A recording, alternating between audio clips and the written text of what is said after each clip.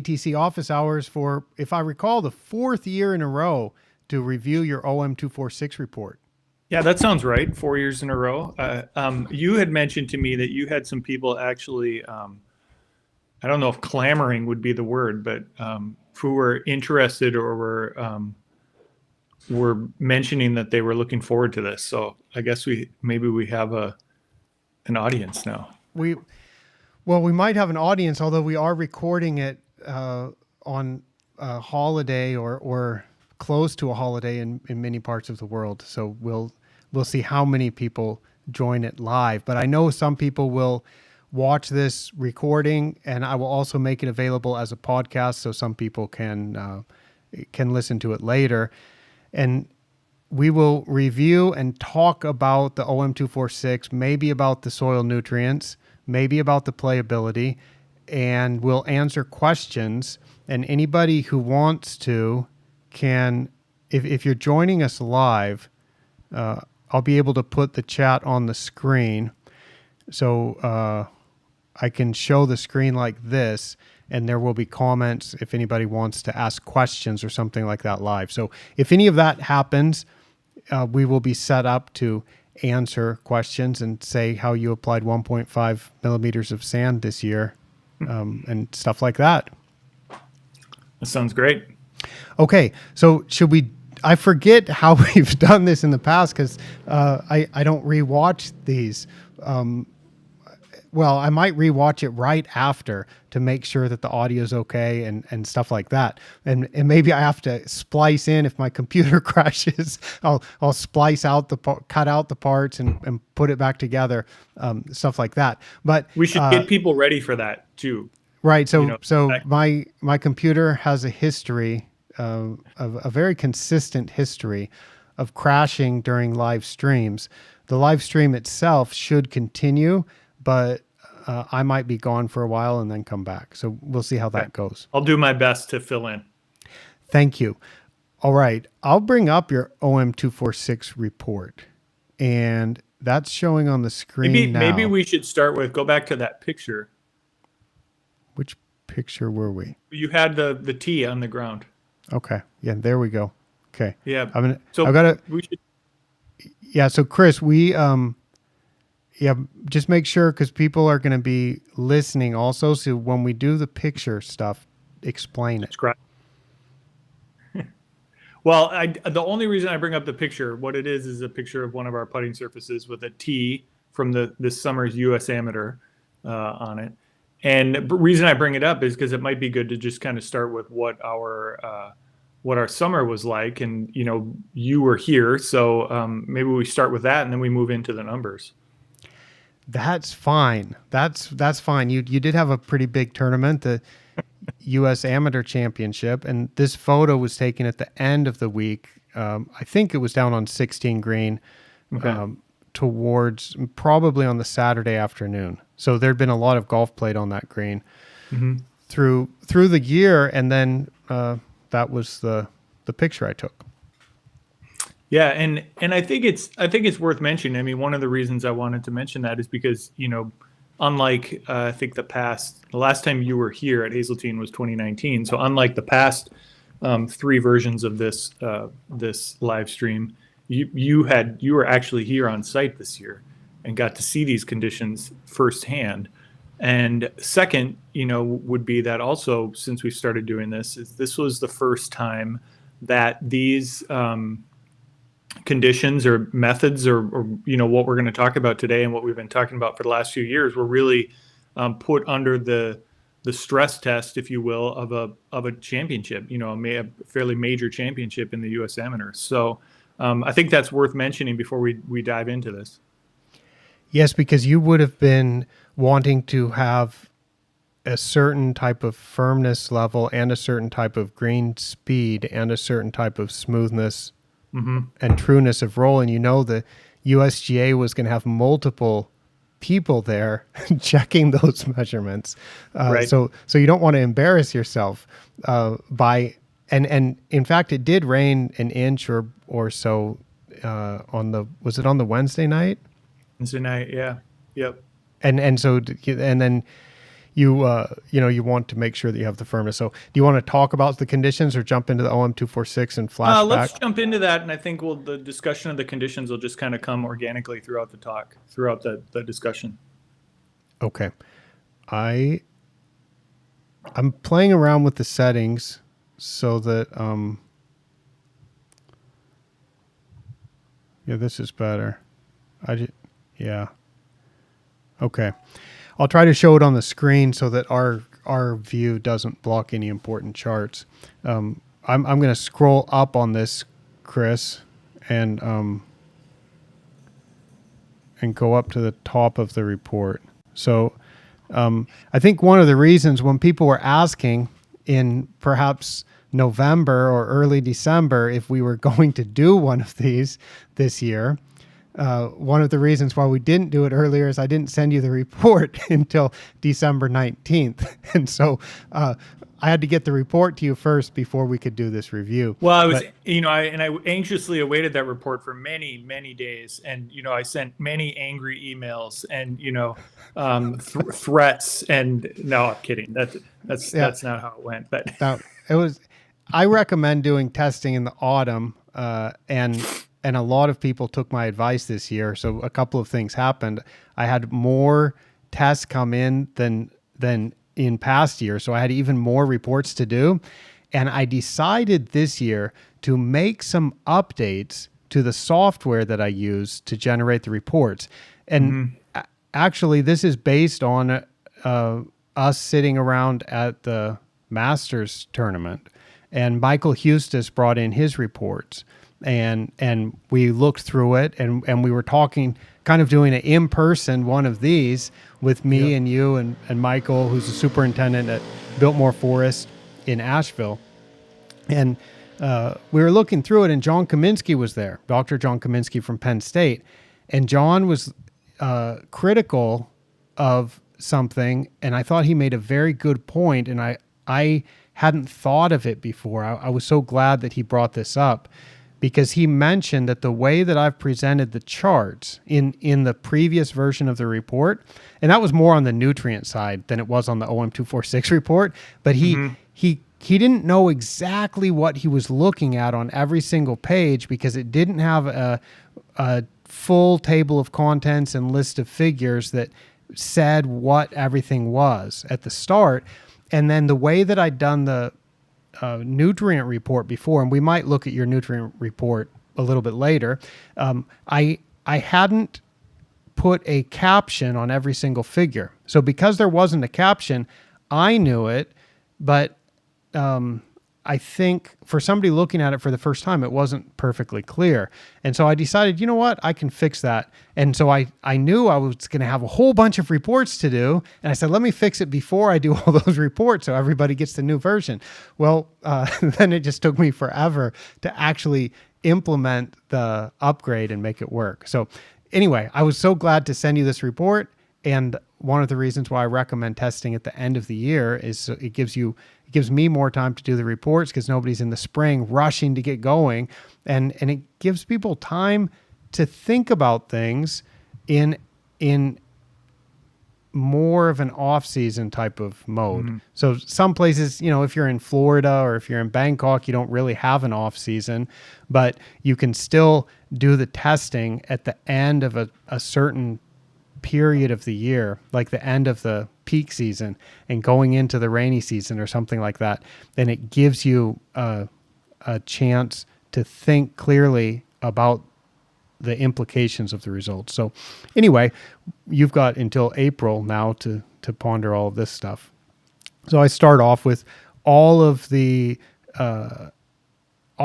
information in the report is now listed in the table of contents.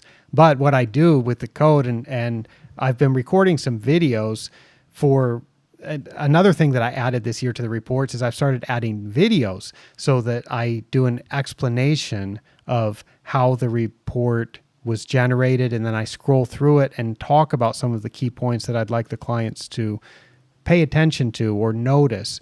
And I always explain, I say, look, I wrote the code to make these reports. It uses your site weather data, your historical soil test data, your most recent test results, your grass types and all that. And I generate it from section 2 onwards. Everything's generated by the computer. Then I leave section 1 blank, and I then come in and I scroll through the report. I read the report, and then I write section 1. So I'm not going to talk about the specific parts that are just custom for you. We'll just jump right to the charts. Well, and I'll say too, to anyone listening or anyone thinking about working with you or using you as a consultant, I mean, these reports are really incredibly. You might look at what you're talking about now, and with a lack of context or perspective, a person might find it confusing. But I can assure you that once you get these reports, they're very easy to read, to understand, and to you summarize it well, and you lay out exactly what should be done for these reasons, and the charts, as we're going to see, are very easy to read. So I would say that to anyone who's thinking about that. I mean, I've looked at soil reports and nutrient reports from many different providers over the years, and this, just what you put together, cannot be any more clear.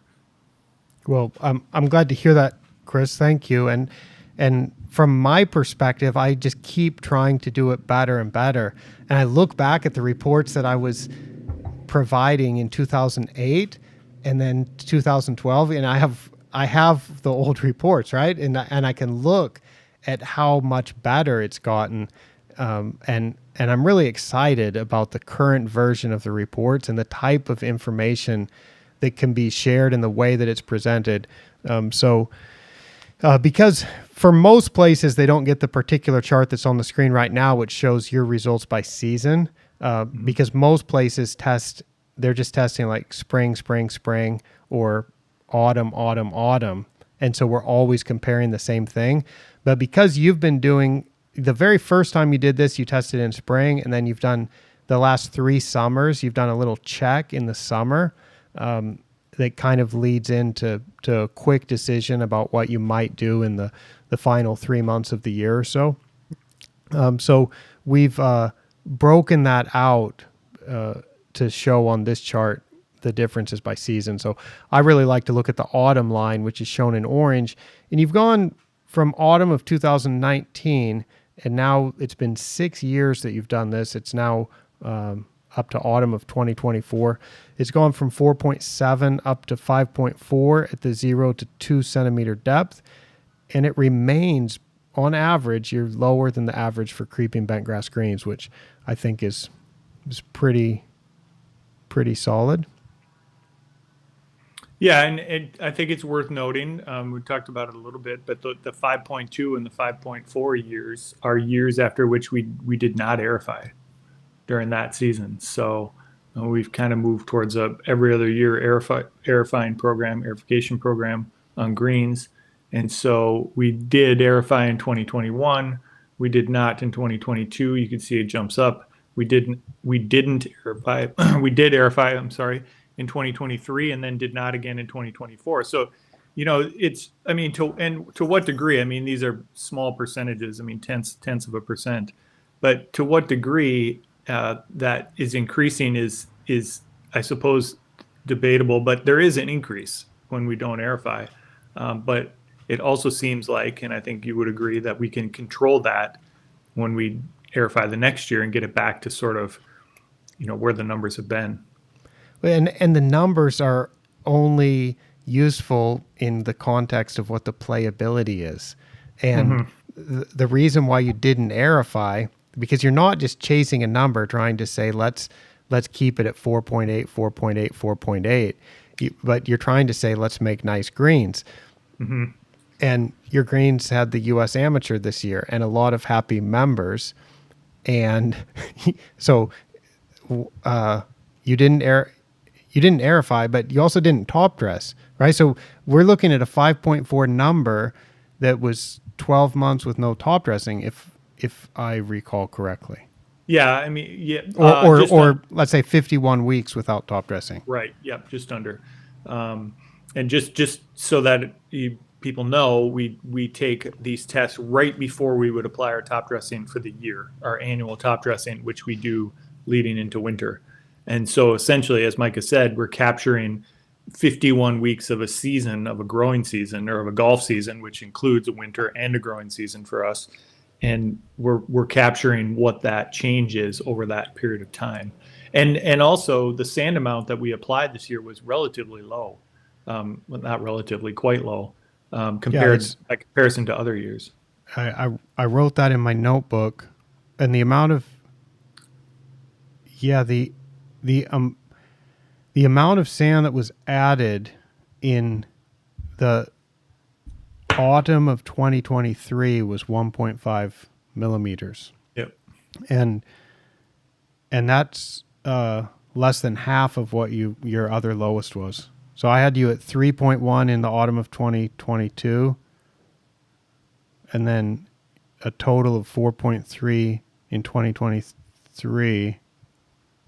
I mean, leading up to the 2023 samples. So, I mean, in short, you applied 50% of the amount of sand, and it only went up to 5.4. So, anyway, we can say that the OM2 is well under control. I'm going to scroll ahead to another chart. So this shows the timeline at the 0 to 2 centimeter depth, and the 2 to 4 centimeter depth, and the 4 to 6. So, I mean, it's basically you're right around average for bentgrass, which is, it's like I think when I recorded the video for you, there's not too much really to say because the results are so consistent and it just doesn't change very much. And you can see, like, at 2 to 4, look at how straight that line is going down. And why that's going down, I mean, I don't know, but 4 to 6 is going up. It's not like you're burying any layers really, because you're just putting small amounts of sand. So you can think what we're seeing at the 2 to 4 and 4 to 6 centimeter depth, where the 2 to 4 is down from 2.9 to 2.5 over a 5-year period, and at the 4 to 6 centimeter depth, it's gone from 1.1 up to 1.9 over a 5-year period, 5 growing seasons. And I think that what that is mineralization happening because you don't apply a huge amount of nitrogen, so some of that breaks down. That's what you see at the 2 to 4 centimeter depth. And then because it's so low at 4 to 6, and the greens are only, what are they, 15 years old or something? Yeah, 14. Yep. 14 years old. So the soil is relatively low in organic matter. And when the soil is relatively low in organic matter and it has a perennial grass crop that's healthy growing on it, it accumulates organic matter. And so I think that's what we're seeing at 4 to 6. And I think it's really just, so these are the results. I think we've talked about this so much. I feel like we'd be repeating ourselves if we tried to explain how we think it's different. It's just working, and we're just presenting the results. That's right. I feel like we don't need to say everything that we've said before. It's just like, here it is, right? I think we're getting to that point. I mean, after this being the 4th year, this might be the most the shortest and or most boring live stream that we've done, because we're just getting to the point where this is working, and we're just showing once again that it's working. And and it's not just, and we hosted a major golf championship on the surfaces, so that clearly works in that regard. I mean, I think that question that you mentioned, John Kaminsky, earlier, and that question that John asked a couple of years ago or statement he made, well, that seems like it'll work for a little while, but then eventually it's not going to work anymore. I don't know. I don't see when that's going to come, but maybe we're both wrong, and another 4 versions of these will be saying, oh my gosh, I can't believe this isn't working. We need to remove 30% of our surface area and replace it with sand. No, I'm joking. I don't think that's going to happen. Yeah. Well, you You mentioned a couple days ago your new equipment manager this year, Austin. Yep. Yep. Austin Wright. Austin Wright. Yep. And here's a picture of Austin checking. I think that's on the first green during the U.S. Amateur, checking the quality of cut, and you mentioned that he made a remark to you about not top dressing and what the reels are like. Well, so Austin came to us over a year ago in September of 2023 from Sand Valley. He had run the equipment operation or overseen the equipment operation at Sand Valley, and we were lucky enough to get him to come and lead our operation here at Hazeltine when our former equipment manager Ralph Arndt retired. Ralph had been here for 36 or 37 years and was just amazing at his job, and I knew we needed to find somebody equally as good to take over for him, especially in a year when we were going to host a championship, and we've got more coming down the road. And so Austin I was eager to talk to him, and he was happy to hear from us, and he came over. So he's really been great, and he'll be speaking at the GCSAA conference in February, and you can hear a little bit from him. So he's really I think really operating at the top of the industry when it comes to equipment tech. So what Austin has done is you can see him looking here, and every day he'll go out with a macroscope, which he's looking through right now in that photo. You can't, for those who are listening, he's on one of our greens looking through a macroscope, and he's got the prism next to him. So he will look at the prism, the macroscope, and then he has his own rating system he's come up with for how the grass is being cut, the quality of cut, and he's using that system to determine when he should grind the reels. But what he's found is because these mowers are going out and there's no sand at the surface, so the reels are not interacting really with any sand beyond once we get past the spring period and the grass grows up and sort of consumes the sand that we put down ahead of the winter. It's just the reels are just cutting grass, and certainly that can cause wear as time goes on, but it's so much better from a standpoint of, the reel staying consistent from during the course of one cutting event. So, think about the first green, it goes out and mows, and by the time it mows its last green, they're just getting very consistent results from first green to last green because there's no sand going through the reels. And then that reel comes back in, and they can keep it, the efforts to keep it sharp, the amount of grinding, the amount of material being used both off the reel and off the bed knife is just incredibly low because it's not running sand through that reel. I mean, it's just you can, and any particular day you can look at our clippings, and it's the sand that's in there came from the bunkers. Really, that's it. Yeah, and that's something that you didn't used to do, and that was the crux of the discussion that we had with John Kaminsky, where I once thought it was not possible to manage bent grass without top dressing it with sand. Mm-hmm. During active growth, at least every 2 months, right? I would have thought if you were top dressing once every 8 weeks, that would have been, wow, that's extreme. You're really stretching it. I would have thought like once a month would be like unusually infrequent, and every 2 weeks would be about standard. Every week, top dressing real lightly would be like really, really aggressive. Every 2 weeks would be like standard. Once a month would be stretching it a little bit. Once every 8 weeks would be like, wow, you're wow. How taking a risk? How are you doing that?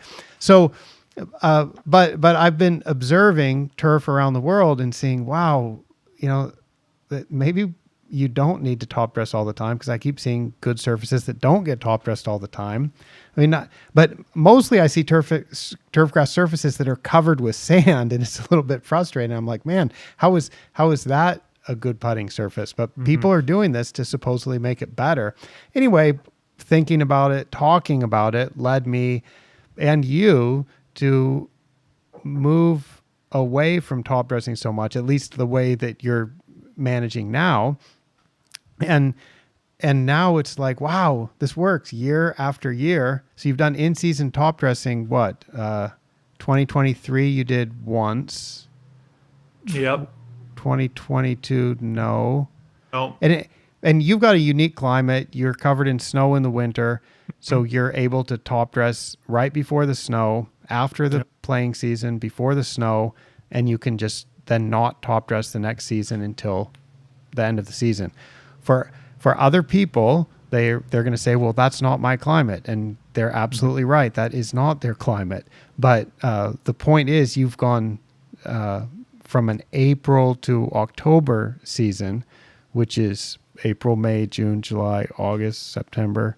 It's 7 months. So you can play golf on bent grass greens for 7 months with no top dressing. So if you do have a year-round season, you could think, well, maybe you could top dress twice a year. Right? Or once a year. So anyway, there's a question I want to answer, Chris. Let's see if this is showing. Hi, Bernardo. Hello, Jazz Fusioner. And hello, Real Train Videos for Rail Kids, who asked a very topical question, which is, how many greens have you sampled overall for organic matter to calculate the all bent grass greens for comparison average? Now, to answer that question, I'm going to go back to the screen that shows your report, Chris, and I'm going to pull up that table. I'm going to pull up a table that has that information.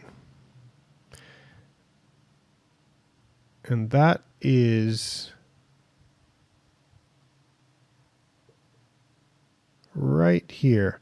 Table 2, I believe table 2 is showing, and these are the data summarized by species based on 2,934 OM246 measurements from putting greens in the ATC database as of the time I generated your report.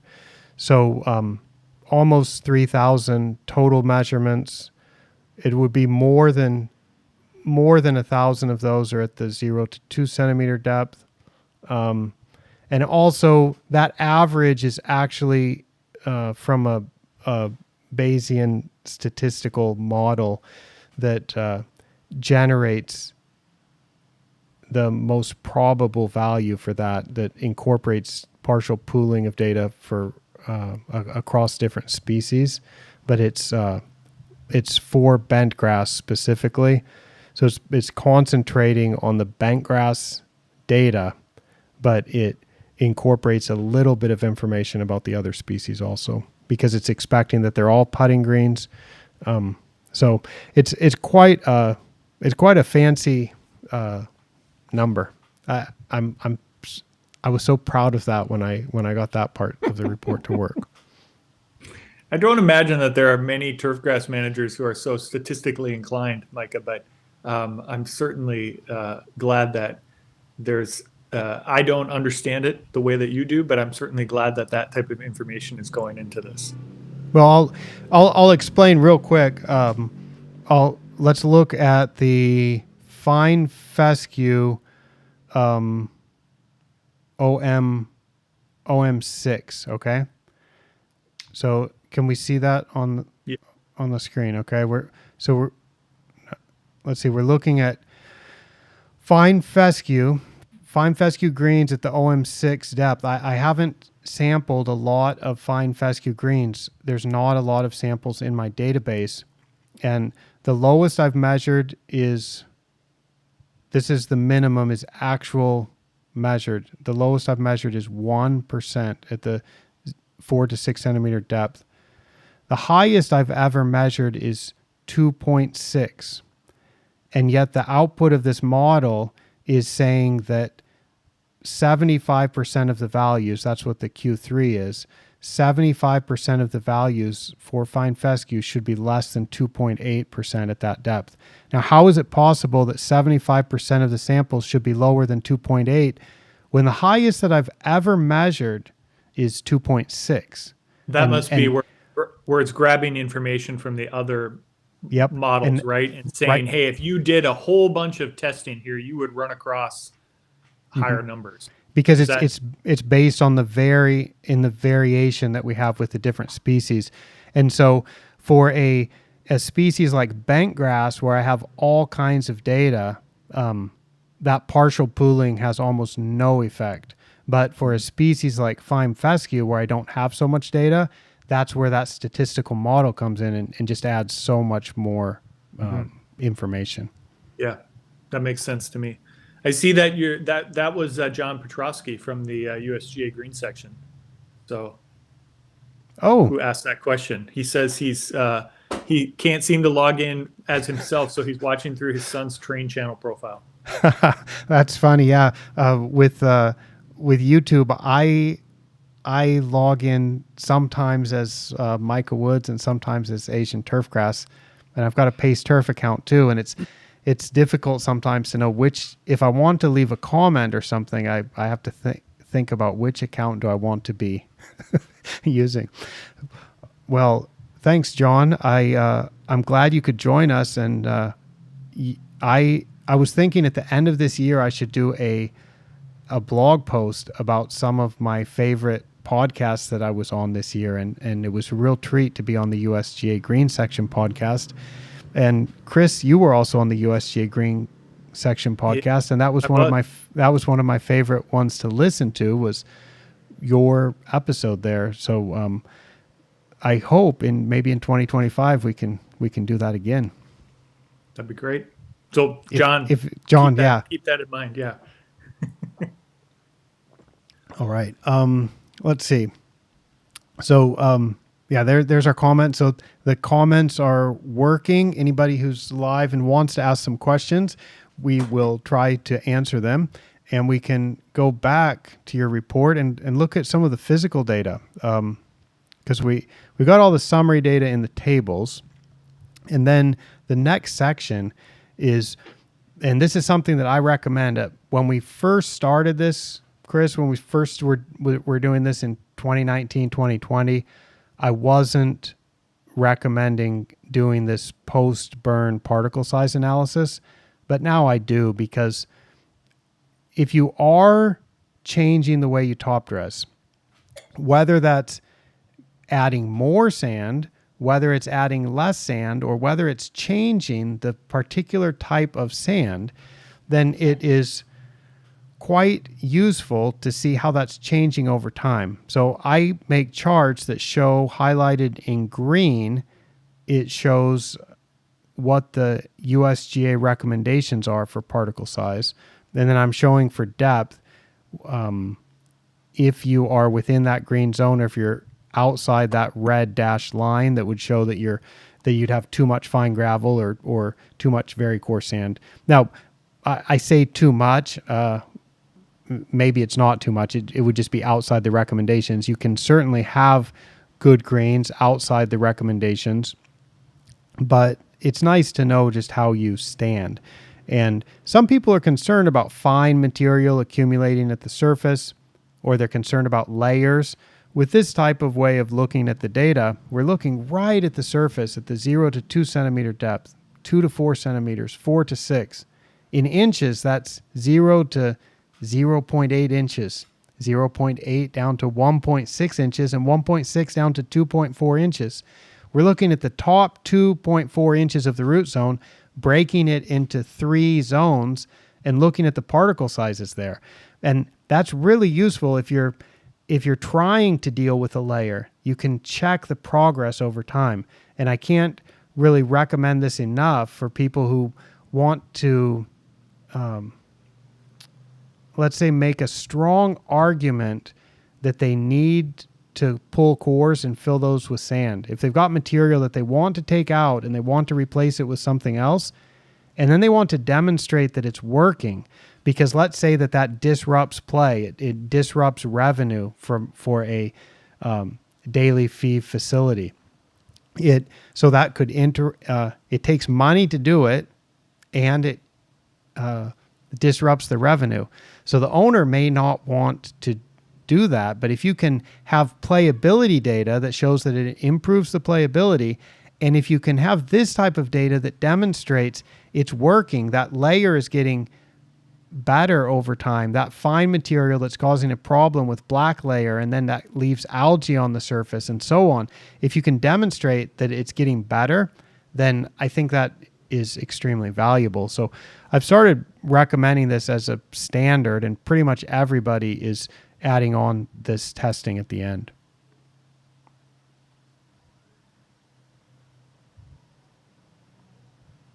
And we can also compare to your top dressing sand. This shows a little bit blurry on my screen, but yeah, I think it's good enough to be able to see it. Yeah, it's a little bit blurry on my screen, but it's nice on the PDF report. So now we can show your top dressing sand, and so we're directly comparing your results at different depths with your top dressing material. And so you can see, for example, your root zone has a little bit more coarse and medium than what your current top dressing material has based on your last test. But you can also see like your top dressing material has a little bit more very fine sand and a little bit more fines than what we tested on your recent test. So I should add too, because this question gets asked, and I think one of the nice advantages of this of the way that we've been top dressing is that we use the same sand essentially that is in the root zone. So same supplier, same spec of sand in the root zone that was in the root zone when the greens were built. So, and I think you can see that if it's not perfect, it's at least very close, that you can see that sand is, we're remaining relatively the same. And the advantage of that is it's a sand with some bigger pieces in it, has some crushed pieces in it that was put into the root zone to provide some angularity. And so because we put this out and then we don't play golf over it, or we don't go out and mow, and we just in the spring let the sand grow up around it, we can put out a sand spec that's not something that you would probably top dress with if you were doing it in the middle of the season. Mm-hmm. And it's I think when you look at it on these charts, especially when you look down at the very fine sand or total fines, we're talking about just a couple percent. And so it looks like these are, the way the charts are zoomed in and out, it can look like you've got a massive difference, but in reality, we're talking about a 1% difference between the top dressing material and the root zone material. So that's something that I like to do. And then we can also show this over time. So as I mentioned, we weren't doing this really in 2019, 2020, 2021, but we got started with this testing in 2022, and then you can see some of these changes over time.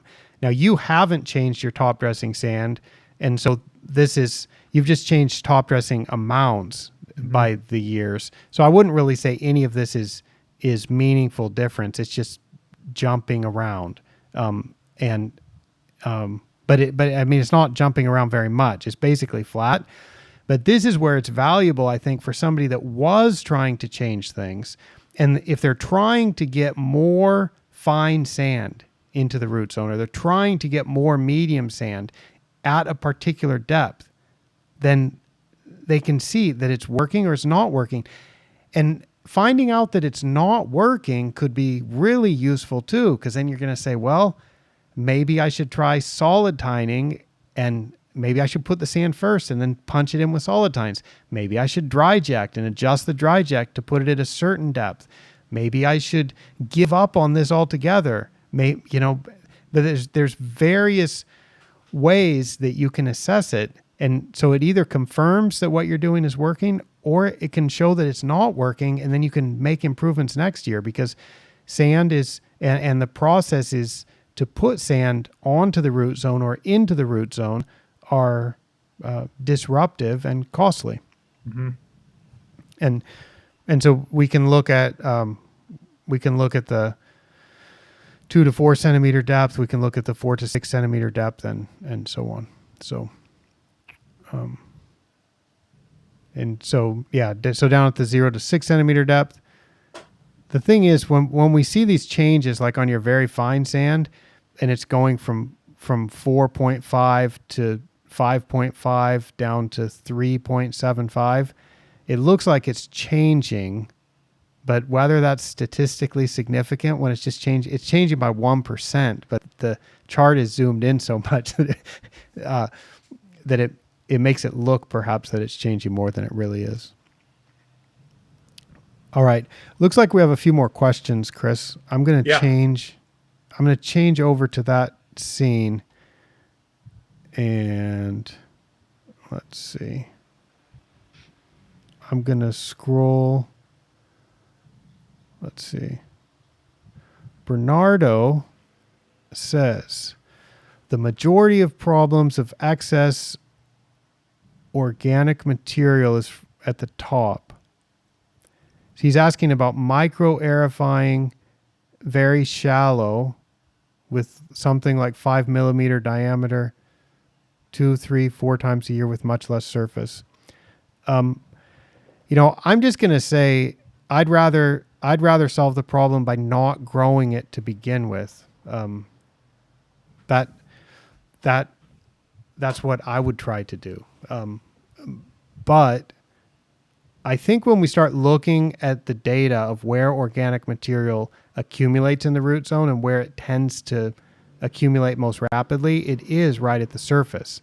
And so if it is accumulating, some people might have a lot of nitrogen in the water, in the irrigation water that you might have to use. So if you have irrigation water that you have to use and it has nitrogen in it, then you're in a difficult situation and you may have to remove some of that organic material.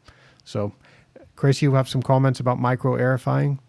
Yeah, I've never done it, so I can't comment on it. But I think just to go off of your commentary about nitrogen, I mean, I say that to people all the time, is that the key to, I think, to all of this, you and I have talked about this, so this isn't just my thoughts on this, but the key to all of this is just growing the right amount of grass for whatever you're wanting to do, whether that's hosting the U.S. Amateur, whether that's this is golf, but whether that's playing football, you just growing the right amount of grass is the whole key to all of this. Because if you're growing exactly the right amount, you can get to the point where you only have to do minimal amounts of work to remove or to dilute the organic matter, as opposed to having to do a lot of work to dilute organic matter that you really don't want to have in the first place, because you're applying maybe nitrogen that you don't really need to apply. Could see how this, it sounds so simple after doing this for 5 years, but I think in a lot of cases, I think we've gotten so used to not, how should I say it? Let me say this. I was talking to a member of ours yesterday. He was out here for something, and his family does a lot of farming, and we've gotten over the years where when we get together, we talk because we have a mutual interest in growing plants.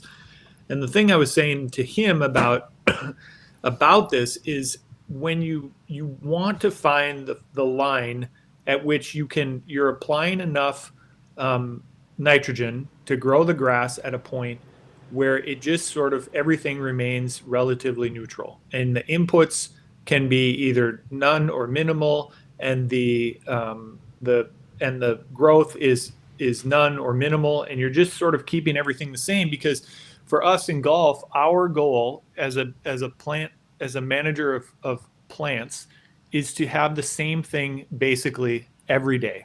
That's what we're going for. We're not trying to grow a crop. We're not trying to get a yield. We're not trying to make money from growing more corn or more beans or more whatever. We're trying to get our crop, our plant that we're managing, to be the same or relatively the same every single day. And so again, this gets back to all the data collection. Is if we didn't collect that data and we didn't have that knowledge of exactly how much the grass is growing, and then what do we have to put down to get it to grow that much, and then what is that accumulating how is that accumulating in the soil? If we weren't taking that information, we're likely to get out of balance somewhere and then have to do expensive or potentially unnecessary work to then try to get it back into balance. hopefully that makes sense. But I think the key to this is that what we're trying to do is we're trying to get our surfaces to generally be the same, every day. Yep. And I think I've had this conversation with a lot of people about nitrogen, and you've shared your nitrogen numbers with me, your annual nitrogen rate. And I'll just read these numbers because I know some people are going to listen to this later. And so I didn't chart it, but in 2020, you applied 1.9 pounds of nitrogen per 1,000 square feet. In 2021, you also applied 1.9 pounds of nitrogen per 1,000 square feet.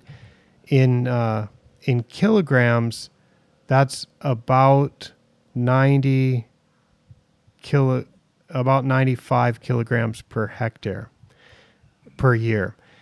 And at that time, I was thinking that was pretty low. I was thinking that maybe it would be normal to apply 20% more than that or something.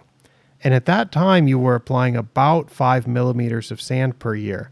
That is lower than the standard recommendation. If you look at, I would say the standard recommendation in the U.S. now is probably from Chaz Schmidt and Brock Gassois' survey that they did and published that in like 2013 or something.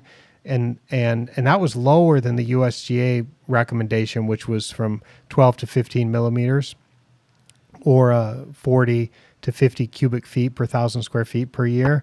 And then in 2013, I think when Chaz and Rock published that article where they'd surveyed in the U.S. and found that people that were keeping the organic material under control on the greens, they were applying at least 20 cubic feet per 1,000 square feet, which works out to be 6 millimeters. They were applying 6 millimeters of sand. And so back in 2020 and 2021, you were applying about 5 millimeters of sand, which was less than average, and you were applying nitrogen at 1.9 pounds. That's about 95 kilograms per hectare. And I was thinking, wow, that's pretty low. You could be at like 120 or something. That would be standard for your region, for your climate, for bentgrass. And if we look at those numbers now, Chris, and that wasn't long ago, that was 3 or 4 years ago. We look at those numbers now with what we know now, with what you've experienced over the last 3 growing seasons, and those numbers now seem high because you've then in the subsequent years, you've gone down to 1.7 pounds of N. 2023 was 3/4 of a pound of N. 2024 was 1.2 pounds of N. So now you've dropped down to something like 70 kilograms per hectare, and then about 40 kilograms per hectare, and then this year about 60 kilograms per hectare. And this is for bentgrass with a, let's say, 7-month growing season. But what's also dropped down, as you drop that nitrogen, remember you were applying sand that already I thought, wow, you're doing better than average. You're already putting less than average. That's so good. Maybe the industry's over applying sand. Maybe the standard recommendations are too high.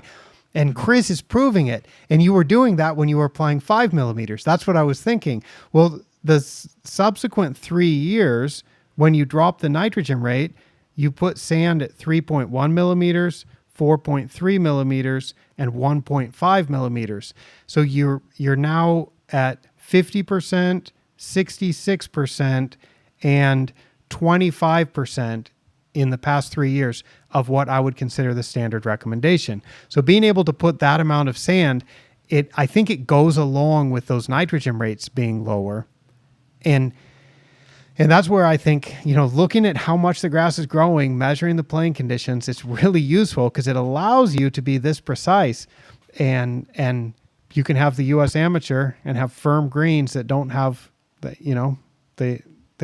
can tolerate rain. They can have the ball roll smooth. It works good. So, well, and I was thinking about this morning.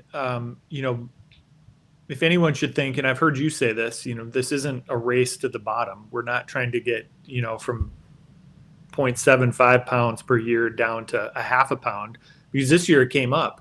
And Mm-hmm. so what we're doing with the data is the nitrogen is a response to how much is the grass growing. And if the grass is growing less, then the nitrogen is going to become more, which is what we saw this year. Compensating with more nitrogen for grass that was growing less.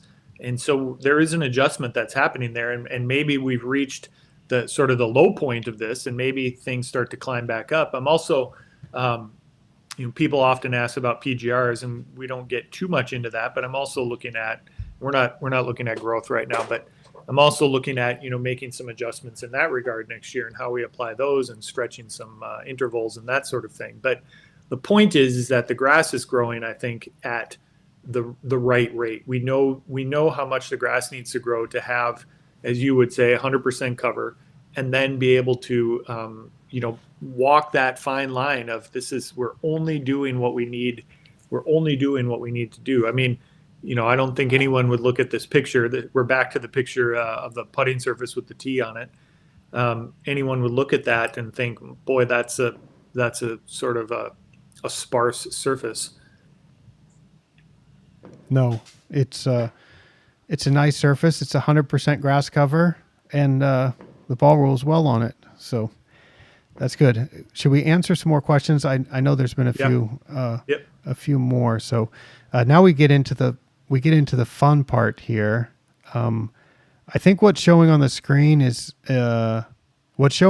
right now is the most recent ones, but there were a few that we might have missed. So I'm gonna. Can you scroll that down, or can we only do that? No, I can scroll it off screen, Chris, and then I can pull up the ones that we want to answer.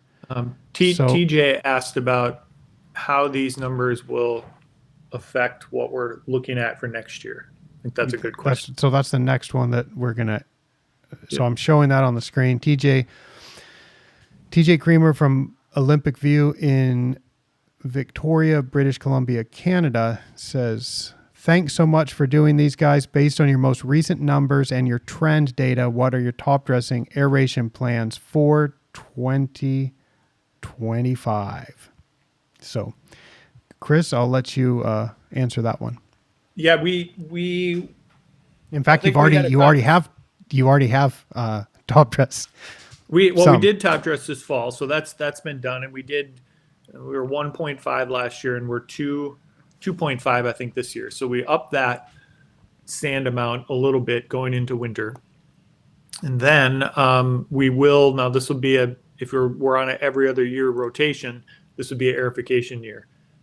So we are going to aerify this year, and that would be I don't have the numbers in front of me, but probably a similar program to what we did 2 years ago in 2023. And I think that number of sand added was somewhere around was it the high twos? I remember 1.8 and thinking, was that all? But I think it was something in the ones or twos. I have it 1.7. You're right, Micah. 1.7. Yeah, but if we look at the pictures and then you push broom that in, I was thinking, man, how could that be so little sand? But you measured it by weight. Well, I estimated it. That's the hard thing. I've not found a good way to when we apply the top dressing, and some may have seen this. When we apply the top dressing with the spreader with the machine, we catch in a catch pan. And then we weigh the sand, so it's very accurate. So the millimeters from a sand that's spread by a top dresser is really accurate. When we aerify, I haven't found a good way to estimate to get that to be accurate. I'm looking at how much did we use, how many truckloads did we order, how much of that did we use, what was the tonnage, and then converting, and then how much area was that applied over, and then converting that to the millimeter. So I don't think it's that far off, but it's not as accurate as when we use the catch pan for sure. You should do. I can share the video in the when this gets posted for later viewing. I can put the video link in the video description of how to calculate sand 3 different ways, and there's videos of the 1-ton bags of dried sand that they use in Japan.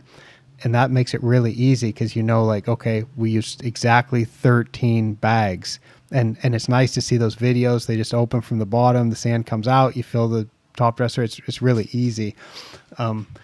But you still have a little bit of overlap. But if you're just using the push brooms to fill your holes like you're doing, I think you could do it pretty accurate if you could weigh your sand. All right. Let's see. Rose Quesada asks, where can I read the full report?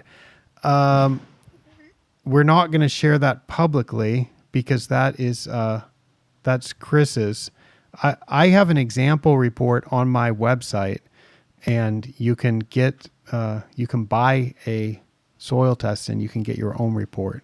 So that's going to be my answer. Or you can ask Chris if he wants to share it. But generally we would keep this private, but for some reason we don't mind sharing some highlights of this report on the video. Rose also asks about sand particle. The particle of the top dressing sand influences algae. I think the main thing that people think about with algae and top dressing, I think that people think that if they can cover algae, so algae is some type of green or black cyanobacteria that grows on the soil surface. People will think sometimes that by covering the algae with sand, they block it from getting light. I think that's the idea. I haven't heard anything about particle shape, but just the idea that you could spread sand and block light, that would somehow reduce the vigor of the algae. I think that's the general idea. I don't think it tends to work very well because algae is growing where there's not grass. So what you often find is people spread sand on an area where there's no grass and there is algae, and then that area gets further damaged by rollers and foot traffic and mower traffic, and the area can get even worse because of the abrasion that happens from the sand. And the main solution for me is grow grass, but algae can be a problem. The main thing is just like I would focus on 100% grass cover. So I'm not so impressed with like if you get algae to just go top dress it out. I don't think that's a long-term solution. If your owner's going to come play golf tomorrow and your owner really doesn't like algae, then you can temporarily cover the algae by making a top dressing application. So now we've stopped the algae for 1 or 2 days. But what I find is it's just going to grow on the sand that you've added. And what you really need to do to solve the problem is grow grass. That's my comments about algae and sand. Here's what I would say about that. So before this, we went to this program, and the first year that we did not top dress through the golf season was 2020. Before that, prior to 2020, I would have periods during the year when we would see turf cover diminish on edges of greens, places where rollers would stop and go back and forth, places where golfers would walk, and we would sometimes see algae develop in some of those areas. What has happened since we stopped top dressing through the season is we do not see that decline in the turf canopy from traffic, from rollers, and my thought has always been, and I think this is probably pretty accurate, is that we're no longer abrading the turf with sand. So the roller isn't pressing the turf, the rollers and mowers and the foot traffic is not pressing the turf down into grains of sand. The roller isn't skidding on grains of sand, and we're not getting that abrasion of the leaf tissue on the edges of the greens or in heavy traffic areas. And so we maintain the turf cover throughout the season, even at these incredibly low nitrogen rates. And then because, as you said, Mike, the best thing is just to grow grass in that area, then we don't see the algae come into those spots. So I have had that before. I have dealt with it. It was a bigger issue for us before we started doing what we're doing now. Thank you for that. Let's see. Yeah, this is great. We can just keep the questions coming, and we'll have plenty to talk about. Bernardo's talking about clipping volume. He says that they've got a 7 milliliters per square meter per day clipping volume average, which is low for their weather because they often have 100% growth potential in his climate. He's a little bit north of Lisbon in Portugal, and no aerify seems in all cases extremely difficult. So we can decrease organic material with no aerify, but with micro aerifying and hydrogen peroxide. I think I know Bernardo's nitrogen rate, and Bernardo is applying nitrogen at a rate that matches almost exactly the paste turf growth potential prediction. And when I did Bernardo's also a soil test customer of ATC, and when I did his report, I said it's really great that you are applying the nitrogen rate that is matching so closely what I predict would be suitable for your location, for your weather. But I also mentioned that I have some clients that are applying less than the amount. And, you know, I was thinking of you, I was thinking of TJ, who are, I've seen their surfaces in person, and I've also seen photos of the surfaces, and I know they're really good, and they're putting out less nitrogen. So I want to tell Bernardo that yes, you can try techniques like hydrogen peroxide and 5 times a year micro aerifying and stuff like that. But if you don't grow the organic matter to begin with, I think it's even easier. And so my suggestion, which I'll share publicly now, and I've already told Bernardo, is consider whether you might be able to get these results with even less nitrogen. Because if you can, it's going to produce less organic material. And it's lower than I ever thought possible, but I've seen it for enough years at enough places that maybe it works. Micah, if it's all right, I'm going to do this. I'm going to share. Let me share something. Okay. Do you think this is going to crash your computer? I don't know. If I knew what caused my computer to crash, if I knew what caused my computer to you crash, would stop doing that. It wouldn't. So, and is this sharing or not? Do you see this? It is now. Is it? Yeah, it's 3 charts. Yeah, I can make this full screen. I mean, no, it's showing Dr. John Madison. It's showing a PowerPoint presentation. Hold on. But maybe I can. Nope. I want to. Let's see. Let's see. It maybe. Reason I want to try to share a screen is because to what Bernardo was talking about, I have charts that would. This doesn't want me to do it. You can work on that. Okay. You can work on your charts, and I will continue going through the comments. So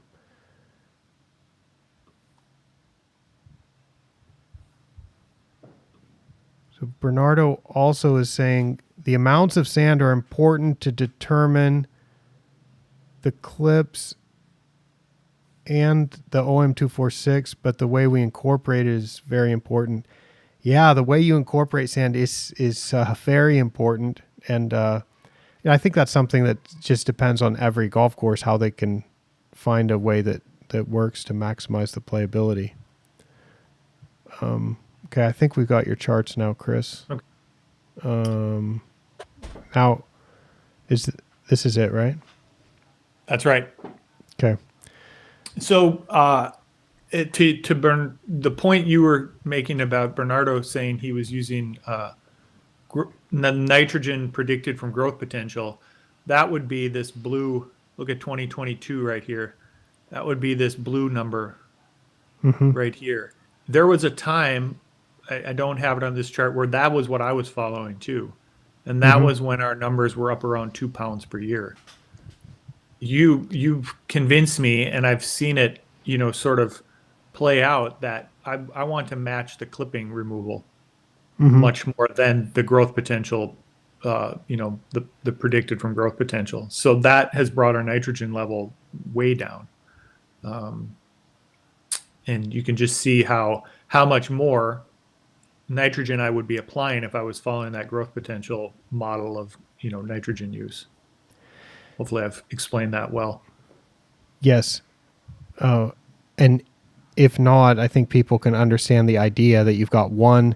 The 2022 shows that you could apply a lot more, but you applied half of that, and Yep. and that's a different way of managing. I have a blog post from early 2024 about one of the books on the shelf behind me is the Compendium of Turfgrass Diseases. I think it's the 3rd or 4th edition. And I bought that book 2 years ago. And I bought it when it was just published. And then the shipping cost to Thailand was more than the cost. The shipping cost to Thailand, I think, was going to be more than the cost of the book itself. And so I left it with my brother. And in 2023, December, I was in Victoria for the British Columbia Golf Superintendents Association's Professional Development Education Days. And my brother flew over from the state of Washington and brought me that book. And it's a long story of how I got that book that's on this one of those books that's on the shelf behind me. But I'm not going to step away from the computer to grab it.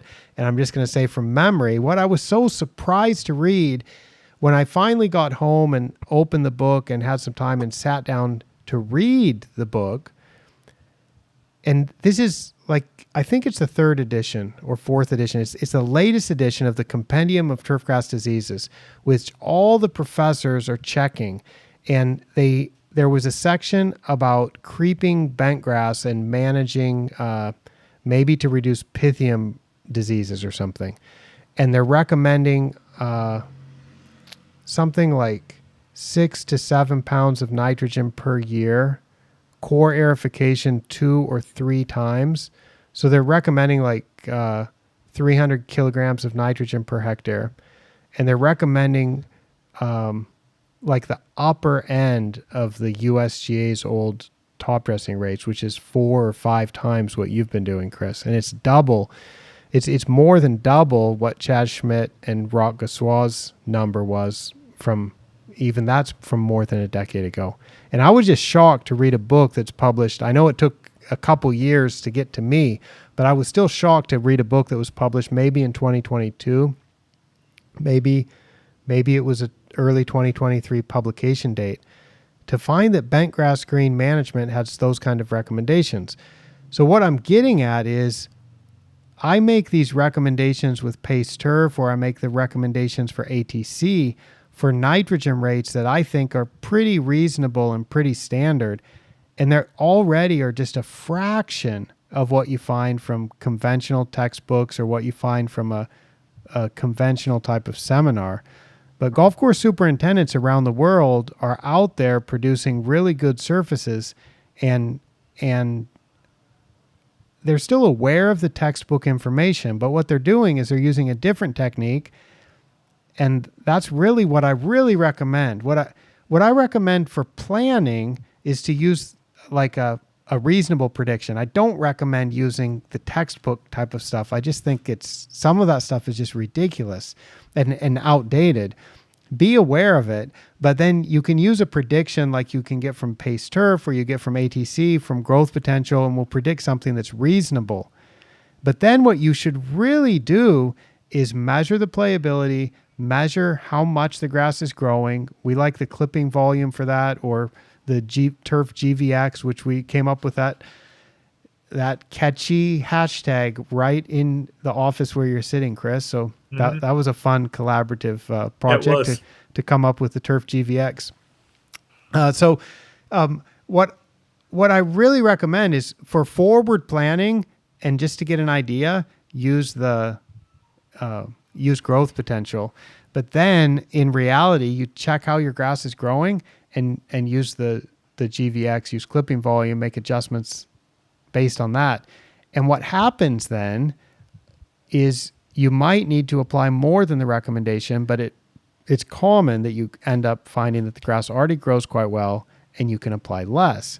And then when you apply less, it means that you produce less organic matter. So that's something that I'll just like keep saying again and again, because I find not everybody's implementing that to the degree that they could.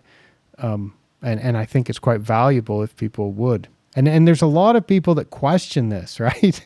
I mean, there might be people watching this right now who are just waiting to see me. And the next time they see me, they're going to say, yeah, but that won't work at my place. And that's fine. You know, not everybody has to do it this way, but we're sharing something that worked really well. And it was so nice to see it work at the U.S. Amateur and to see the USGA Championship agronomist come in and say, yeah, everything's good. Like most people, when they think of tournaments, they think double cut and roll. You were doing a single cut and a single roll. Was there anything in the afternoon? Oh, nothing. I mean, we were ready for it. We had planned for it and we never had to do it. In fact, talking about Austin and the equipment managers, I recall that they were swapping. We were going to do the evening cut with triplexes, if people can believe that. And those were being used to mow fairway and tee surfaces in the mornings. And they were swapping out the reels every morning after those came back into the greens reels to use them in the afternoon. And sort of unbeknownst to me, we had gotten to the point where there really wasn't going to be any chance of us doing that. And I came to find out most of the way through the week that they were swapping those reels every night. And I'm like, oh yeah, we're not probably going to do that mowing. So anyway, a little bit of, sometimes when things are going so smooth and there's not a lot of need for various communications, things like that get missed. But I'm glad that it was just, a little bit of extra work swapping reels rather than something else. So I think to the point of that, the generic comment of that doesn't work in my climate. As you said, Micah, no, it may not work exactly like this, but it will work if you take the ideas of this, if you take the theory of this, if you take this manner of sort of planning and then gathering data and then making decisions based on that data, it will work to some degree, and it will work in the best way for your climate. I mean, we have a friend who's in a very different climate, who's on different grasses, who just recently has really taken to using some of these thoughts and some of the things we've done. And his commentary on his grasses is, I cannot believe how well this is working. Like it's as good as the conditions are better than I've seen before. And so that's not to say he's doing this exactly the same way that we are, but he's using the ideas, the theories, the sort of thought process to manage his grass, and he's getting great results. Yeah, this whole system that I call the grammar of greenkeeping is a way to figure out a site-specific way to make sure that you're growing the grass at the right rate and having the grass that's as healthy as possible. And if you do that, then growing the grass at the right rate, a lot of things fall into place where you might have healthier grass. You might.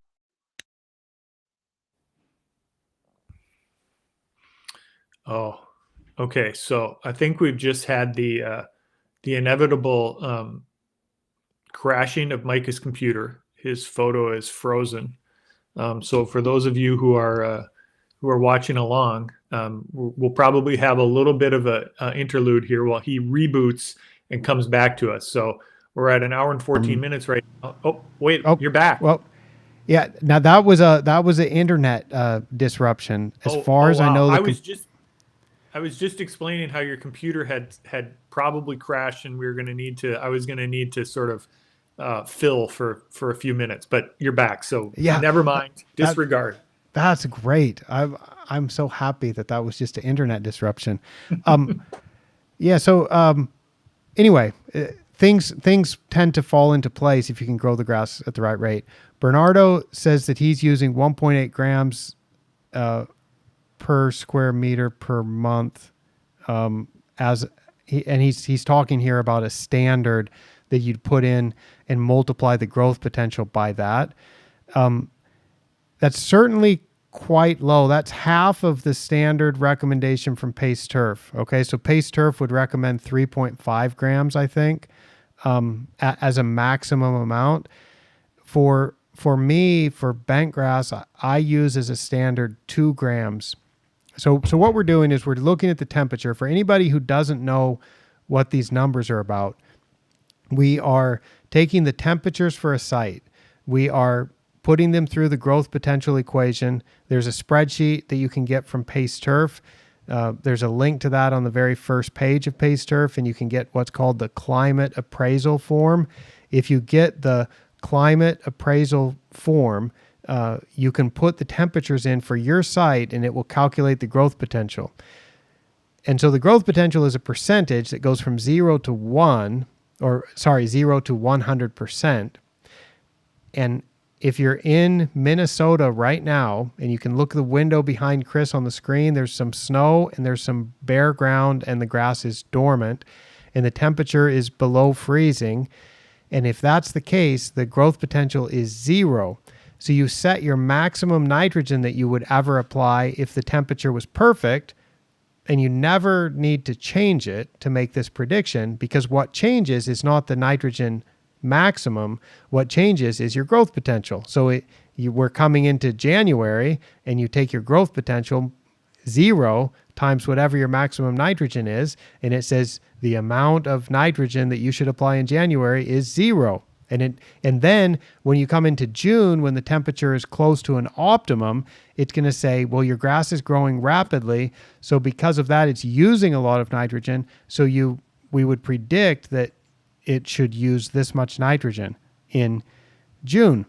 But here's Bernardo, where I want to encourage you to not actually use the growth potential.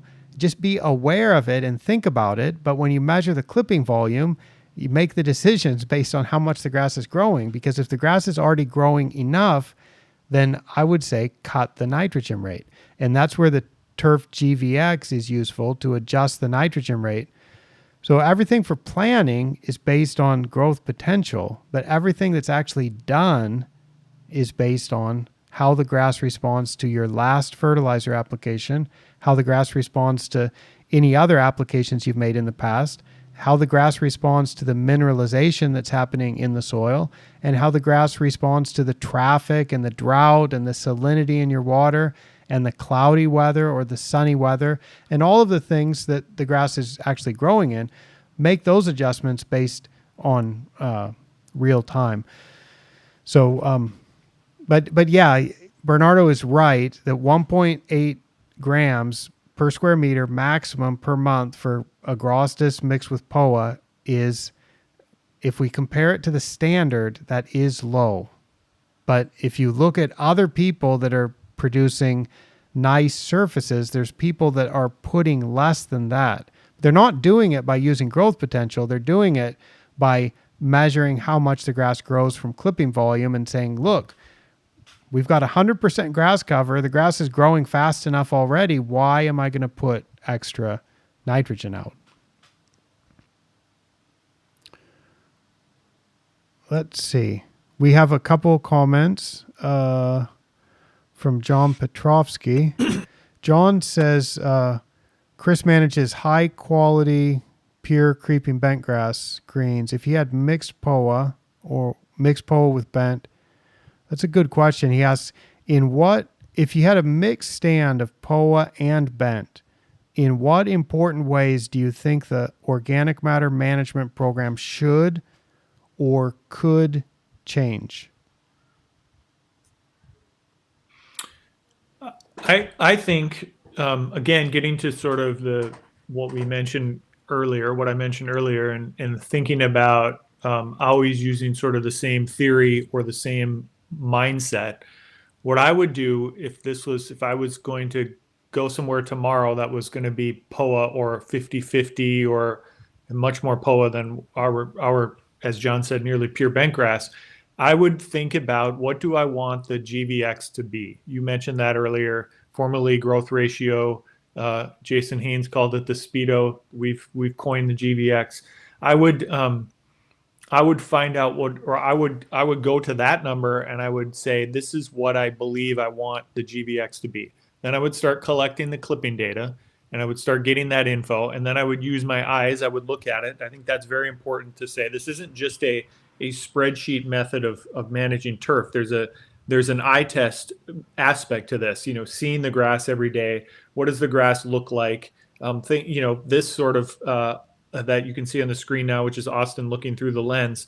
That's a part of this. That's a part of the process. So I would set a GVX that I thought was going to be best for that particular surface, and I would watch the surface and how it reacted, and I would move that target GVX up or down depending upon what I was seeing, and then I would utilize the amount of clippings we were getting to determine how much nitrogen I was going to apply, and then I would also capture the OM246 data at the end of the growing season and react to that in that way.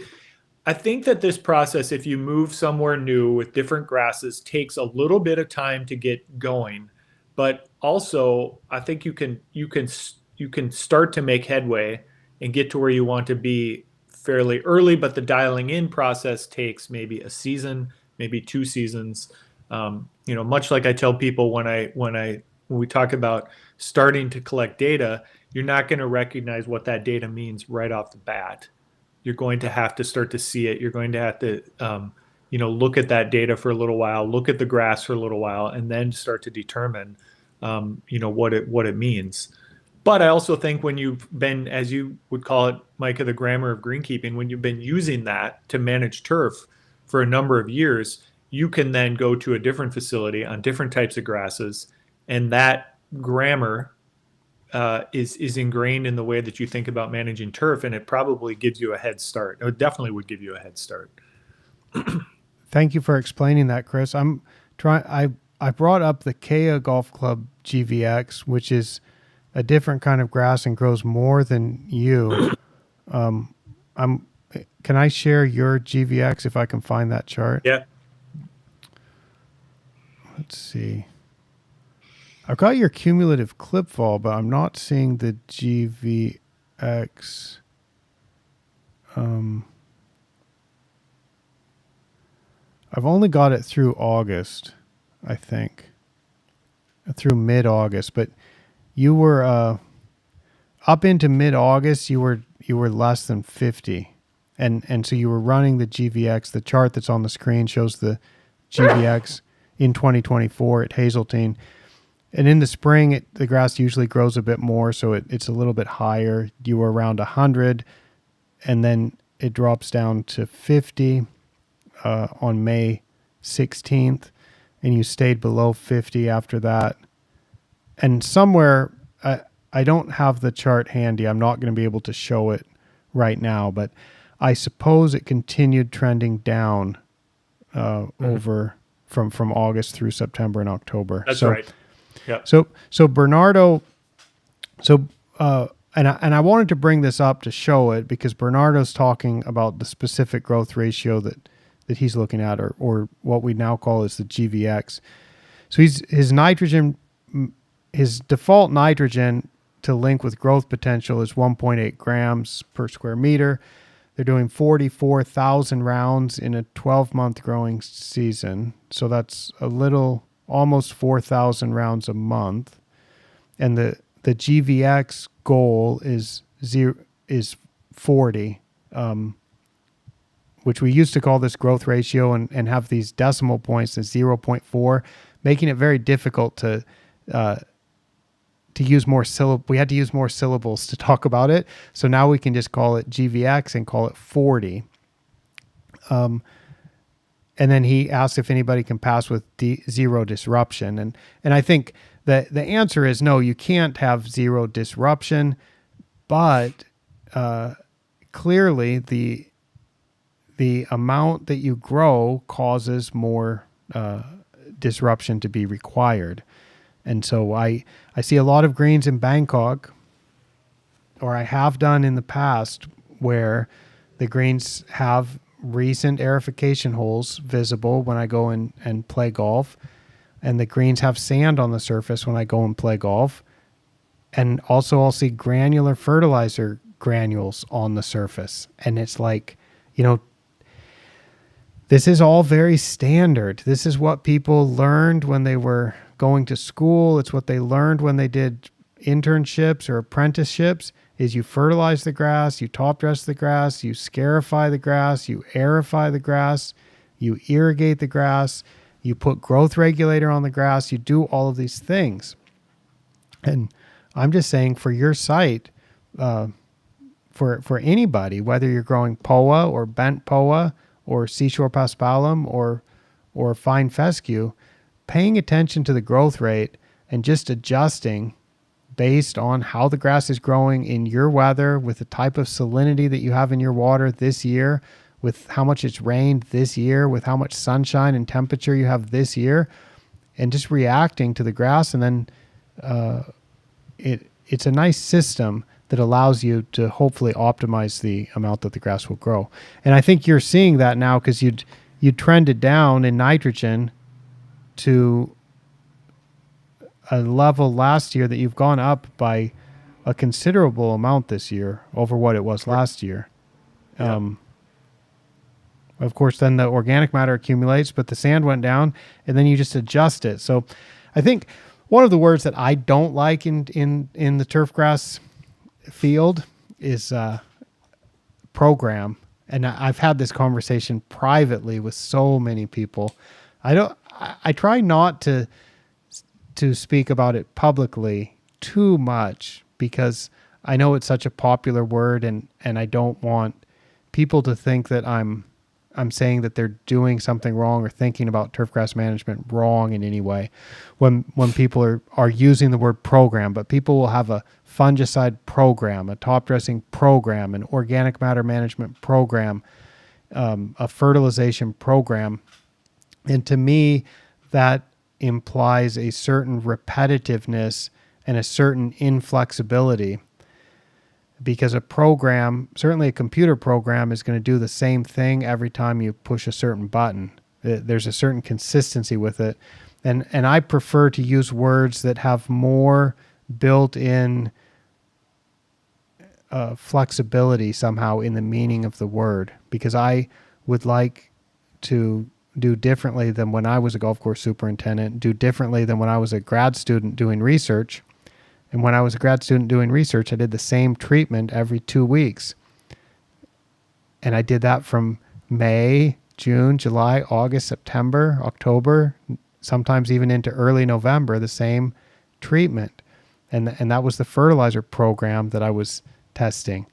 And actually, I thought I was producing pretty good grass. I'd been a golf course superintendent for 3 years before I went to grad school, and I was quite proud of the L93 creeping bentgrass surfaces that I was producing and how good that was. And I was fertilizing it in a way with nitrogen that just seems ridiculous to me now. So I think there's ways that we can improve on a lot of things. And one of the things that I really want to improve on now is have more people make adjustments. And I know people will say, okay, it's impractical because they've got maybe they got certain spray windows or certain course closure times when they have the right staff, equipment, and gaps in play when they can actually do work. And so they feel like, if I don't do it now, maybe I'm not going to be able to ever do it. And that's a real concern. But I know golf course superintendents are really good problem solvers. Turfgrass managers of sporting surfaces or lawns or any type, turfgrass managers of any type I think they're good problem solvers at coming up with ways to figure out how to deal with those kind of things. So I just encourage people to think about that and think about maybe not doing things on a program and think about having that kind of flexibility. And especially when it comes to nitrogen, nitrogen is essential, but it can also cause a lot of problems. It's well put. I don't know that I have anything to add to that, but it's, yeah, as I said, I mentioned earlier the conversation that I had with our member just yesterday, and the key is for me and for all of us, I think, is to create a surface that performs more or less the same every day. Of course, there's going to be variations with rain and temperature and all of those sorts of things. But generally, I think, and you saw it in the GBX chart, that's looking at the growth rate compared to what the weather is and what the temperatures are, and that remains pretty consistent throughout the year. Once it gets into kind of that mid-May period where the grass sort of settles into its, comes out of winter and starts growing, the way that it's going to grow for the season, you can see that that becomes very consistent, and that's been key. That is the, if you think about what is our yield, a farmer is looking for yield. What is our yield as a golf course superintendent? Our yield is really, what is the pleasure that the golfers get from playing on our surfaces. Should we look at the green speed? Sure. Do you want to show that? So Yep. Here's the green speed in 2024. I'll just explain. This is a chart that I made, not Chris didn't make it. So I'll explain what it is, and then I'll let Chris talk about it. On the horizontal axis, it's showing week by week. So it lists each week, so you can see through the 2024 season what approximate time of year it was. And if it's a weekend, I put the colors in green, and if it's not a weekend, it's more like a teal. I don't know what that other color is, but if there's 2 days in a row that are green side by side, such as you see on about August 25th, August 24th, and August 25th, something like that, that is showing a weekend.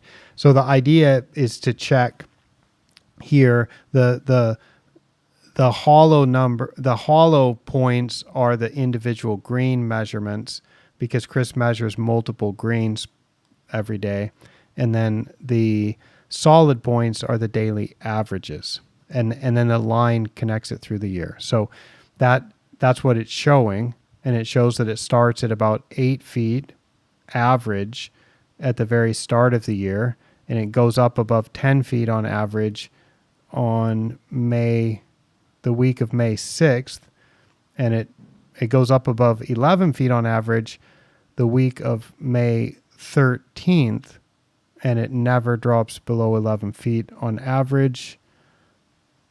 There's only 2 days the rest of the year after May 13th that are less than, or sorry, after May 27th. There's only 2 days that are less than 11 feet. So that's what it's showing. And then, Chris, you can maybe just explain, because this is what it really comes down to.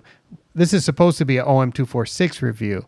And we've talked a lot about sand and nitrogen rates and micro aerification and organic matter accumulation and what textbook recommendations are for top dressing, or what the USGA recommendation for top dressing was 20 years ago, or stuff like that. We've talked about that. That's not actually what this is all about. This is all about how to achieve this, how to achieve what Chris is going to talk about now. And in order to achieve that, you need to have 100% grass cover.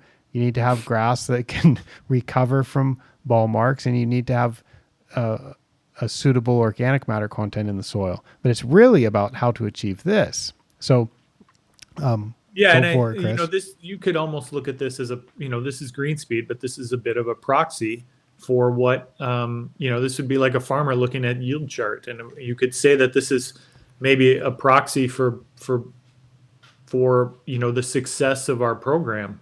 I just used your favorite word, Micah. For the for the success of our method, our mindset. System. Yeah, exactly. But if you overlaid, I think, and do you have a chart? You showed me a chart earlier briefly that had the overlay of past years. There we go. There's a couple things that you can see here is that when we come out of winter and open the golf course, there is a climb that is almost at the same rate every single year coming out of winter and getting to the desired green speed. And that just takes a certain amount of time, and it happens right around Mother's Day here in the States, which is middle of May. And we get above 11 feet. And as Micah said, in 2024, we only dropped below 11 feet two times during the course of the year. And then it climbs up to where we want to be. And I will tell you that as I've gathered this data and implemented this system over the years, the change has been that I used to see this in the first 2 years this data was collected, this green speed data was collected, you would have seen a dip in the middle of the summer. So in July and into August, there was a dip down closer to 11 feet that I thought that was just a mindset that I had from, let's say, programming or whatever you want to call it over the years of thinking that in the middle of the summer, we had to drop, raise the height of cut, reduce the amount of rolling. And in some ways, I mentioned earlier how the sand, when we had in-season top dressing, the sand was sort of causing the surface to decline, and we would fight that decline in the middle of the summer, and we would fight it by, again, raising the height of cut, reducing rolling frequency, and the result of that was the speed would drop. So in 2019 and 2020, you would have seen a dip into the middle of the summer and then a rise back up. And I think a lot of superintendents in a northern climate or in places in the States with cool season grass would say that that's what they do during the middle of the summer is they reduce their speed to protect the turf. But as time has gone on and we've stopped top dressing through the middle of the season, we haven't seen the need to have to protect the turf through the middle of the summer. So what you see here is a very consistent green speed, and again, for the members, a very consistent playing conditions and playing experience throughout the summer and right into the fall. Actually, this year, we were just talking briefly before we started, there was a decline in the fall. We were between 11 and 12, whereas usually we'd be between 12 and 13. And I would put that onto a couple things. One, we raised the height of cut leading into the U.S. Amateur. We were getting the speed we wanted during the AM, so we never dropped that height of cut again. And then we also were building a short course this fall. And after the Amateur, I got very heavily involved in the final processes of that, getting it seeded, starting the grow in. And so just I wasn't paying as much attention to these numbers. I never sort of relayed a message that we wanted to maybe drop the height of cut again. And so that speed was just a little bit less through the fall of 2024 than maybe it's been in the past. But again, that's you're talking 11 to 12. It's still a very nice, pleasant golfing experience. Yeah, or for a player of my abilities, quite a challenging golfing experience. So good. And I put the weekends on here in a different color just to point out that it's not like you peak on the weekends and drop on the weekdays. It's right. It's just kind of scattered around whether the greens, whether it's faster on a Monday or a Tuesday or a Wednesday or a Thursday or whatever. And I think that's important because I suppose if every golf course that's supposedly producing tournament conditions every day, but also is doing weekly dusting and stuff, there's a lot of adjustment in the maintenance work that happens. I think. So maybe somebody's going to correct me and say they don't have to adjust the maintenance work, and what they're doing is just amazing, and actually top dressing makes it better. But I want to think that places that are putting top dressing 26 times a year or something probably have a little bit more inconsistency in what the speeds are, and we've certainly seen that not in 2022. not. I mean, in 2023, you can see the blue line in 2023 where you aerified. It did drop down a little bit, yeah, in early August, but in past years, when you've done some maintenance work in 2019, 2020, 2021, when you've done some of that maintenance work in a course closure in the summer, the green speed tends to drop down appreciably, and it takes a long time to get it back up. And that's where I think places that are doing, even Bernardo asking about micro aerification and stuff, the reason why I always want to say, well, try not to do it. Try, if you can, to not do that kind of thing, because I think if you actually would go measure the playability drops when you do that kind of thing. And I'm not saying that it's possible for everybody to do nothing. And in fact, you're planning to aerify in the season this upcoming year. You aerified in the season in 2023. There's work that gets done and has to get done, but my advice is to try to minimize this kind of stuff. Yeah, it's not, what we're doing isn't zero disruption, and it's not zero top dressing. And you know, if we've ever led anyone to believe that that's what we're doing, you know, apologies, but I don't think that that's what we've said. You know, and it's not to say that there aren't other people managing like this, but you know, I think there are a lot of people who aren't managing like this, and we're just trying to sort of express the virtues of this sort of system and this sort of way of thinking about turf, and you know, feeling like it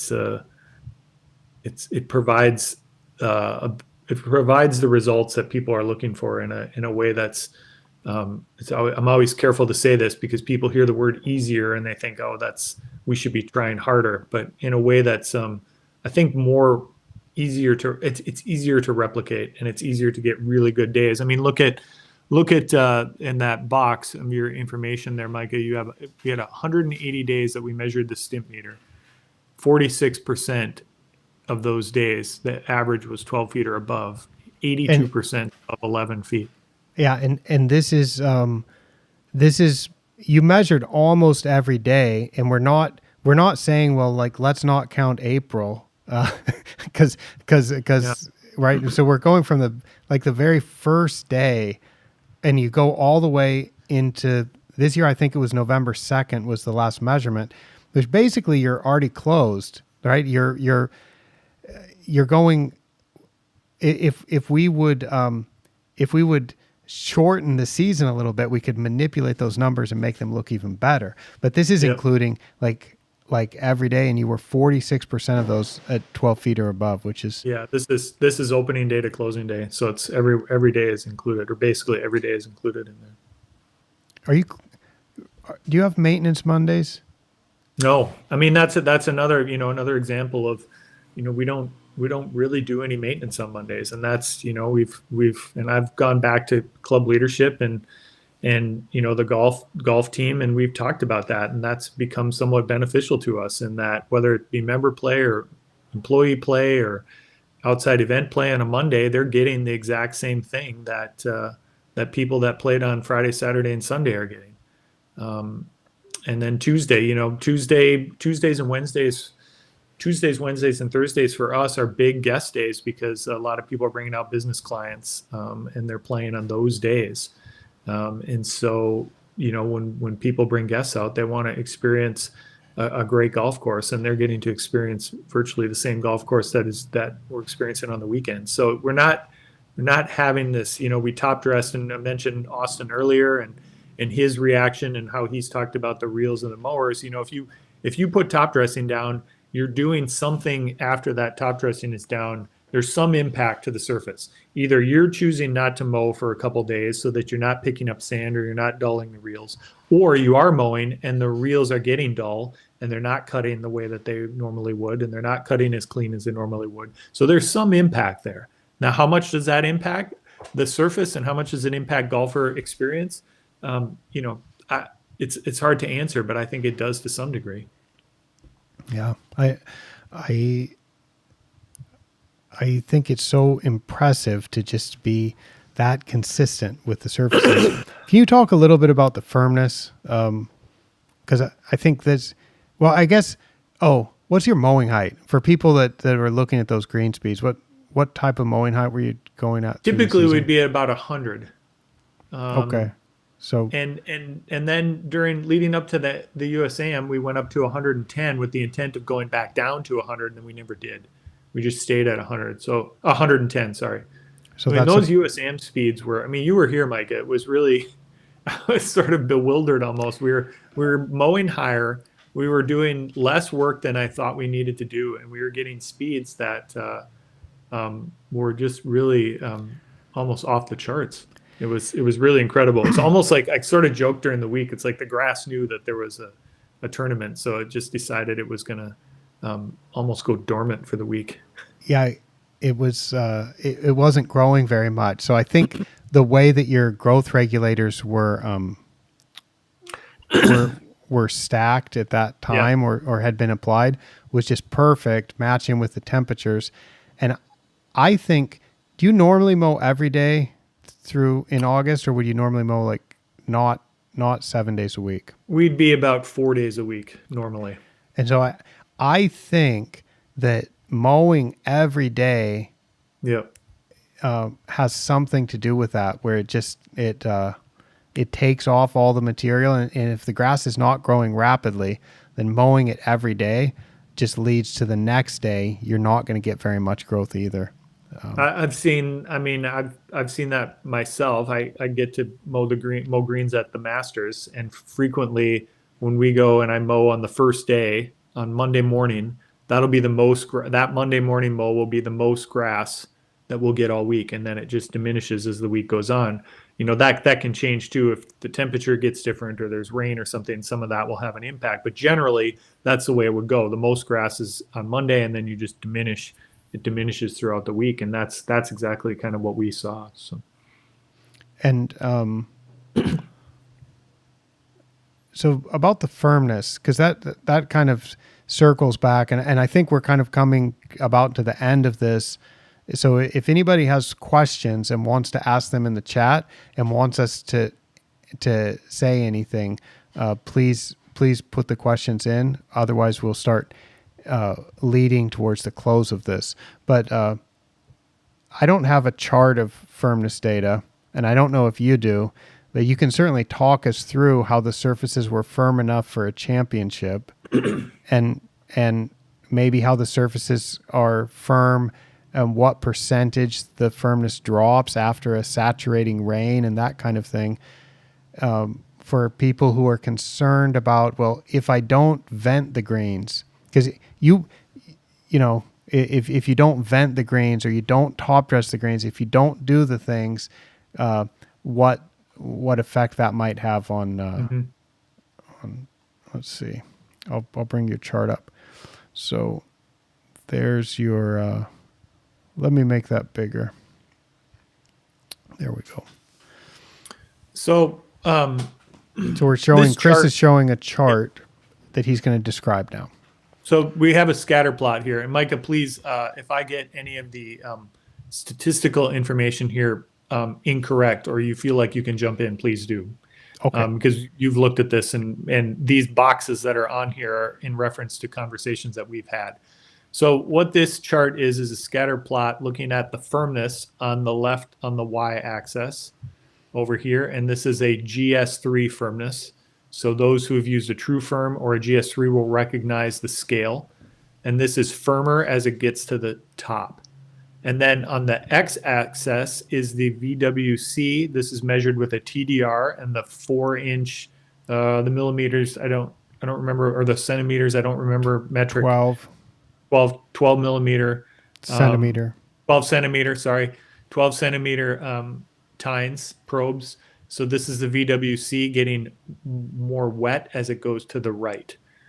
So what you could see is each of these points is a point from the year of I do 4 greens per day, 6 spots per green, so 24 measurements every day during the course of the season. And so when the greens were let's say wet, this isn't really wet, but when they had more moisture, you can see that a lot of the firmness numbers are sort of grouped into this area. And that is the box labeled number 1. At number 2 here, the red line, there's sort of a breaking point at which when the greens start to dry out, now the firmness increases with every incremental drop in moisture. So that's what that green box number 3 is showing, is that how that sort of changes. Of course, there are outliers. There are firmer up here. There are less firm down here. This grouping down in sort of the middle center are the numbers that I tended to gather during the early part of the season before the greens. When the greens came out of winter, there was frost in them, moving them around. So before we started to kind of roll and things dried out again, coming out of winter, that's this pocket. There's another little pocket down here. Those are some numbers that came in right after we did a needle tining after the USAM. And so you can see there was a reduction. That you sent me a WhatsApp message about that, and it auto-corrected to useless verification. Yeah, yes. And I thought you were serious. I thought you really typed it. That was an interesting thing. It auto-corrected solid tine to useless. Yep. Yeah. It was a funny autocorrection because it fit. Yeah. But I will say this. So, basically this firmness data to me, and I think Micah, as you look at this, you would say the same, is telling us that, hey, everything is okay with what we're doing.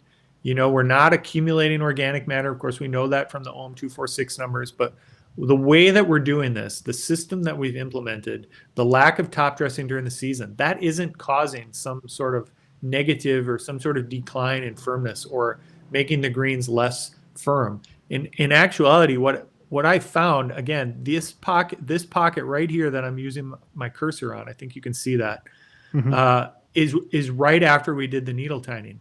What we found is the numbers after that needle tining stayed down less firm than what we would expect. Here's the line of best fit. But the numbers after we needle tined were always below this line of best fit. They were always low, or not low, but you could say a higher firmness or higher number on the GS3, which meant a softer green. After we needle tined, basically for the rest of the season, they were lower. They were less firm than what we would have expected before we did the needle tining. Hopefully that makes sense. That makes sense. Although I've seen this chart before, so it's when you explain it again, it's really instantly clear to me. I'll add some commentary here that perhaps can help people to understand this a little bit more, because this matches almost exactly with what I've seen in measurements that I've made of firmness, both at multiple measurements at the same golf course or measurements that I've made on hundreds of different greens across hundreds of different golf courses. And that is that there's a certain floor that you can just keep once the greens get to a certain softness level, which tends to be related to they're at field capacity. So when they're holding as much water as they can hold, then when they're holding as much water as they can hold, the surfaces will be as soft as they could possibly be. And that's going to be a certain floor that depends on how much organic material you have, what grass species you're growing, what the condition of that species is, how recently since you've last punched holes and decompacted the soil and stuff like that. And the exact numbers that you're showing, your floor right there, the center of your floor, which is the box labeled 1. And remember, these are the 4-inch tines, or about a little bit more than 10 centimeters deep. So they're going down all the way through that 0 to 2, 2 to 4, 4 to 6 layer, and a little bit more down into the root zone. The soil moisture content in that box ranges from 15 to 21%, if I read that correctly. So we're talking about soil moisture at that depth from 15 to 21%. And the firmness level from the GS3, that box is putting a boundary around a 0.34 at the firmest up to 0.4 at the softest. Now, for people who know the scale of the GS3 ball, that will instantly mean something to you. And for me, I just think that from what people have told me, that's a relatively firm surface or a relatively decent playing surface. And I think for tournament conditions, maybe you want to be at the lower end of the threes. Chris, you know what that scale means. Yeah, more than I do. We were into the sort of, that those higher marks in here were coming. Many of these were during the AM before it rained. Mm-hmm. So we were, an average of like 3.2. I don't remember exactly, but my recollection is it was up in here before it rained. And then, I was able to say, and Micah, I think you were sitting in that meeting. We had a meeting every day with the tournament director and the agronomists, and we knew that rain was coming. And I said, well, if we get the rain that they're predicting, I think what we'll see is the number will fall down to about 3.7 or 3.75 or somewhere in that range. And we were right in that money. So we were right we're right where I predicted. So the thing that we saw was that certainly the golfers would have noticed that change in firmness, but it wasn't like we got an inch of rain and we didn't go from ideal firmness to plugging as an extreme. We still had a firmness where generally the balls were hopping forward before they would, we weren't seeing players just spin balls at will, even after an inch of rain. Very good. So, and then what you'll see is surfaces as they get drier, as the root zone gets drier, they tend to get firmer up to a point, and then at some point the grass wilts and the surface falls apart, and they could get a little bit softer, but at that point you've got dead grass. So we generally don't let it get quite that dry. Yeah, and you can see that on this chart. I mean, 5 to 7 is sort of our wilting point generally, so you can see that we don't often get below that. Yeah, and so this is generally what you see. So where the OM246 comes in is it should be that if you introduce more sand and less organic material right at the surface of the green, you should move your floor. On this type of chart, you'd move it to the left because you'd hold less water near the surface, and it should also be a little bit firmer. So really, you're trying to manage that with the OM246. So anyway, the firmness data is really useful too, and you've got all this data: firmness, smoothness, bobble test data. We're not even going to show any of the bobble test data, green speed, and it just shows that it's working. So Chris has spoken at a few seminars already. You were in Denmark. You're showing some of the slides that you showed in Denmark, and I know you're giving a talk, I think, at the GCSAA conference. You and I are giving our first ever joint in-person presentation in Niagara Falls, Canada on February 26th, I believe. So that's going to be awesome. I saw Jeremy Gilbert joined us from Ontario. Hello, Jeremy. Let's see. I'll check our chat again and see if we've got. I think we got a few questions we can kind of wrap up with. Let's see. TJ's got a question. Let me bring that up. TJ asks, when you aerify, I assume the depth is greater than 2 centimeters. Do you count the sand applied that may be going deeper in the profile as the same as the sand you apply in the fall that is 100% across the surface? That's a good question. It is a good question, and you had asked in an email leading up to this, Micah, virtually the same question, is whether I have compensated those numbers compensated for that at all, and the answer would be no. I think if we could finding out a way to do that would be great. I think we'd probably need to know the depth of the tine. I mean, TJ's right. We do go deeper than the 2 centimeters, but not by much. We're setting that machine pretty high, and we're really trying to just sort of impact. We're probably somewhere in the 2 to 4 centimeter depth. So we're getting a little bit of that, but we're definitely not getting down below 4 centimeters. I would say we're definitely keeping up in that range. So that's something to think about, though. How we and is it important? I don't know, but I think we can probably figure that number out. Well, yeah, if I made some calculations based on the 0 to 6 centimeter depth and just use your total amount of sand, because I figured you didn't put anything deeper than 6 centimeters.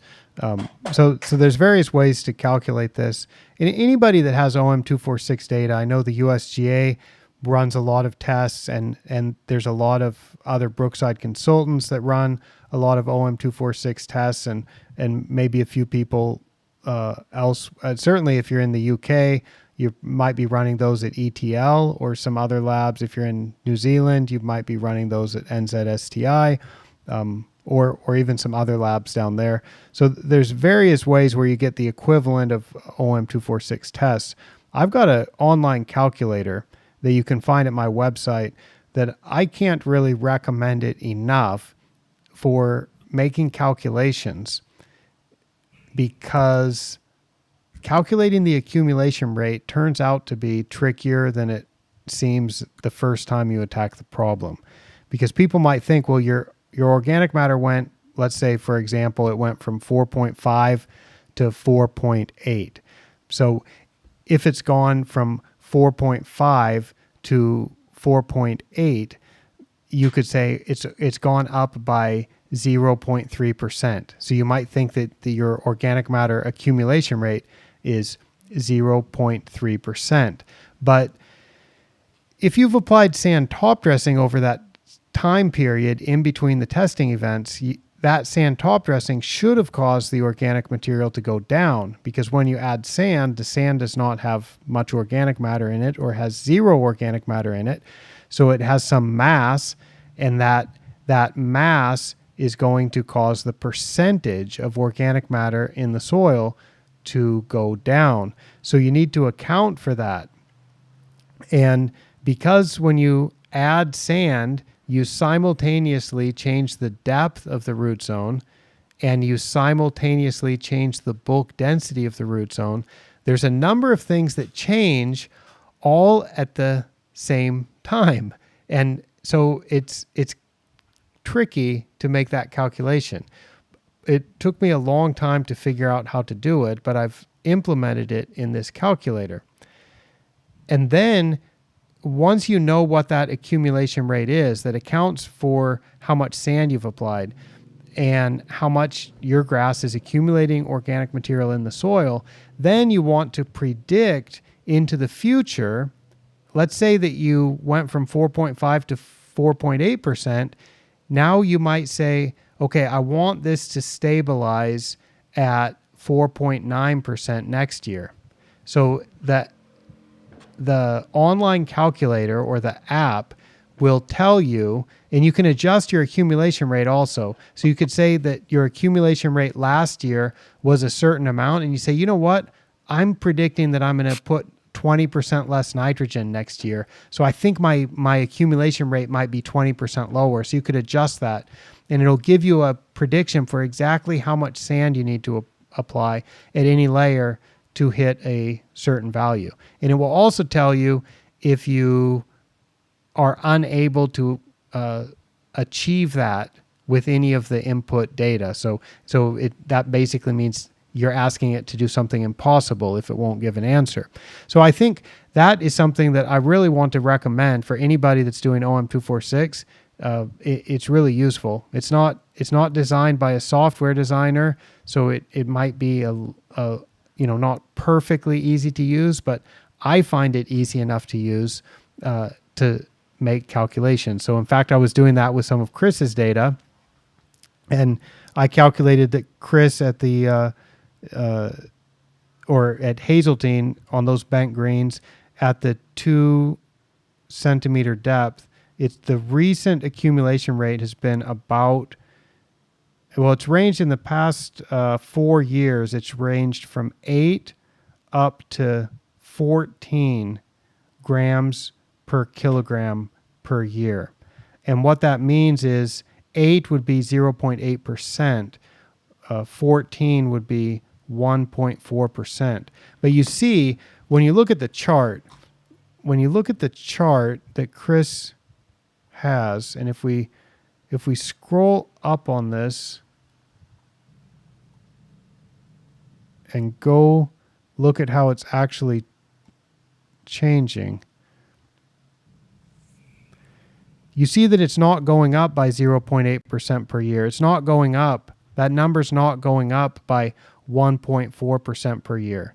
It's some years it's going down, some years it's not changing, and the greatest increase that we've seen is 0.6.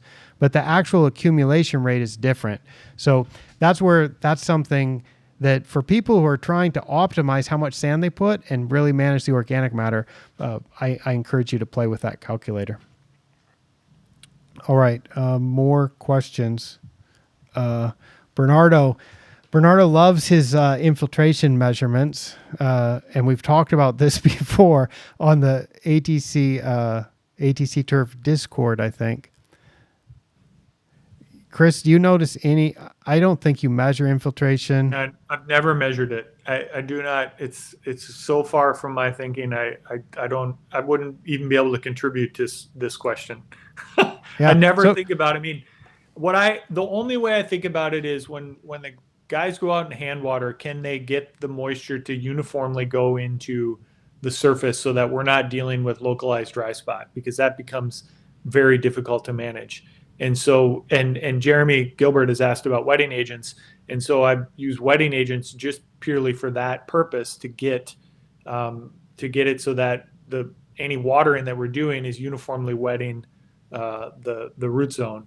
But I don't worry about infiltration rate, because it's good enough for golf, I guess, is the way I would say it. Yeah. This is one that I'm interested in the same way that I'm interested in leaf nutrient content or what's sometimes called tissue testing. And I'm interested also in sand particle sizes, which I used to not pay so much attention to that, but I've been paying more attention to it now. Infiltration rate is another one that, Bernardo asking about it, other people asking about it, makes me wonder if I'm missing something. So I want to study it more. But I've always thought that the infiltration rate is what it is, and if you have a problem without measuring it, because the water doesn't go into the surface. And I can tell you that if our greens, when they're at tournament type conditions, like you would have seen during the AM before it rained, the infiltration rate is probably not very high, and it probably would not take a lot of rain to get water to accumulate on the surface. However, once that green has sort of re-wetted itself, that water would go in pretty quickly. I'll put it this way. If we got a sudden thunderstorm and it downpoured at, I don't know what, some huge amount, we got, let's say, an inch of rain in 30 minutes, and it stopped raining, and the amount of time it would take me to gather my things and hop on my cart and drive out onto the course, the water would probably be gone from the putting surfaces. So that's, I don't have any kind of number with that, but it just doesn't concern me. Me neither. But for some people, they like to track that. And I know I've talked to other people who have some data, and I'm like, okay. I think it's problematic to measure accurately, but I haven't ever done it myself. I've just read papers. I've read research articles where the measurement itself is extremely variable and very problematic. And by problematic, I mean you could measure at one spot on the green and just move a little bit over, and you could get a value that varies by 200 or 300%. So when you have such a variable measurement, that's what I mean problematic. It's just difficult to really know if your measurement is meaningful or not.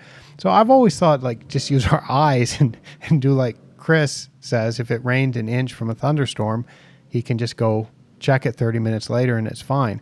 But if you have puddles on your green after 10 millimeters of rain and the puddle stays and it doesn't go away, then you clearly have a drainage problem or an infiltration problem. And that's something that I think we can assess by playing golf and by looking at it. But yeah, some people like to measure it. Let Jeremy has some wetting agent commentary. And again, this is I don't have a lot to contribute to wetting agent discussion. I use a wetting agent at 1 ounce per thousand. Basically put that out every time we spray. I water it in a little bit in the evening. I don't think that I haven't paid attention in the past, and maybe I'm like you, Micah, in this. Like maybe I'm missing something, but I haven't paid attention to the type of wetting agent, to whether it's supposed to hold moisture, or bring moisture through that's the way I do it, and I don't see any variation of firmness based on whether an application was made or whether we're at the end of a window. I'm not seeing that kind of thing take place. And I will say that if you have an effective wetting agent application system, where I very carefully avoid the use of the word program there, I almost slipped into it. If you apply wetting agents, you should be able to manage the soil water content at a lower average value over some time period, because you can more safely let it dry down with lower risk of localized dry spot developing, and you can also more easily re-wet the soil if it does get a little bit hydrophobic if the wetting agents have been applied consistently. So that means it's safer.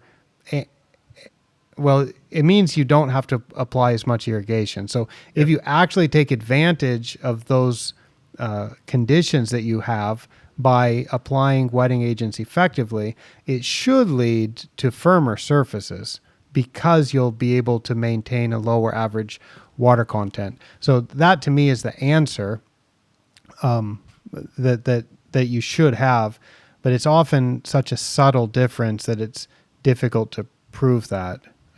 But that's what it should be. That's described the way I think of it pretty accurately. So. And Bernardo adds some elaboration here about he likes to show that if they do some cultural practice such as aerification, that he likes to quantify the change in infiltration rate.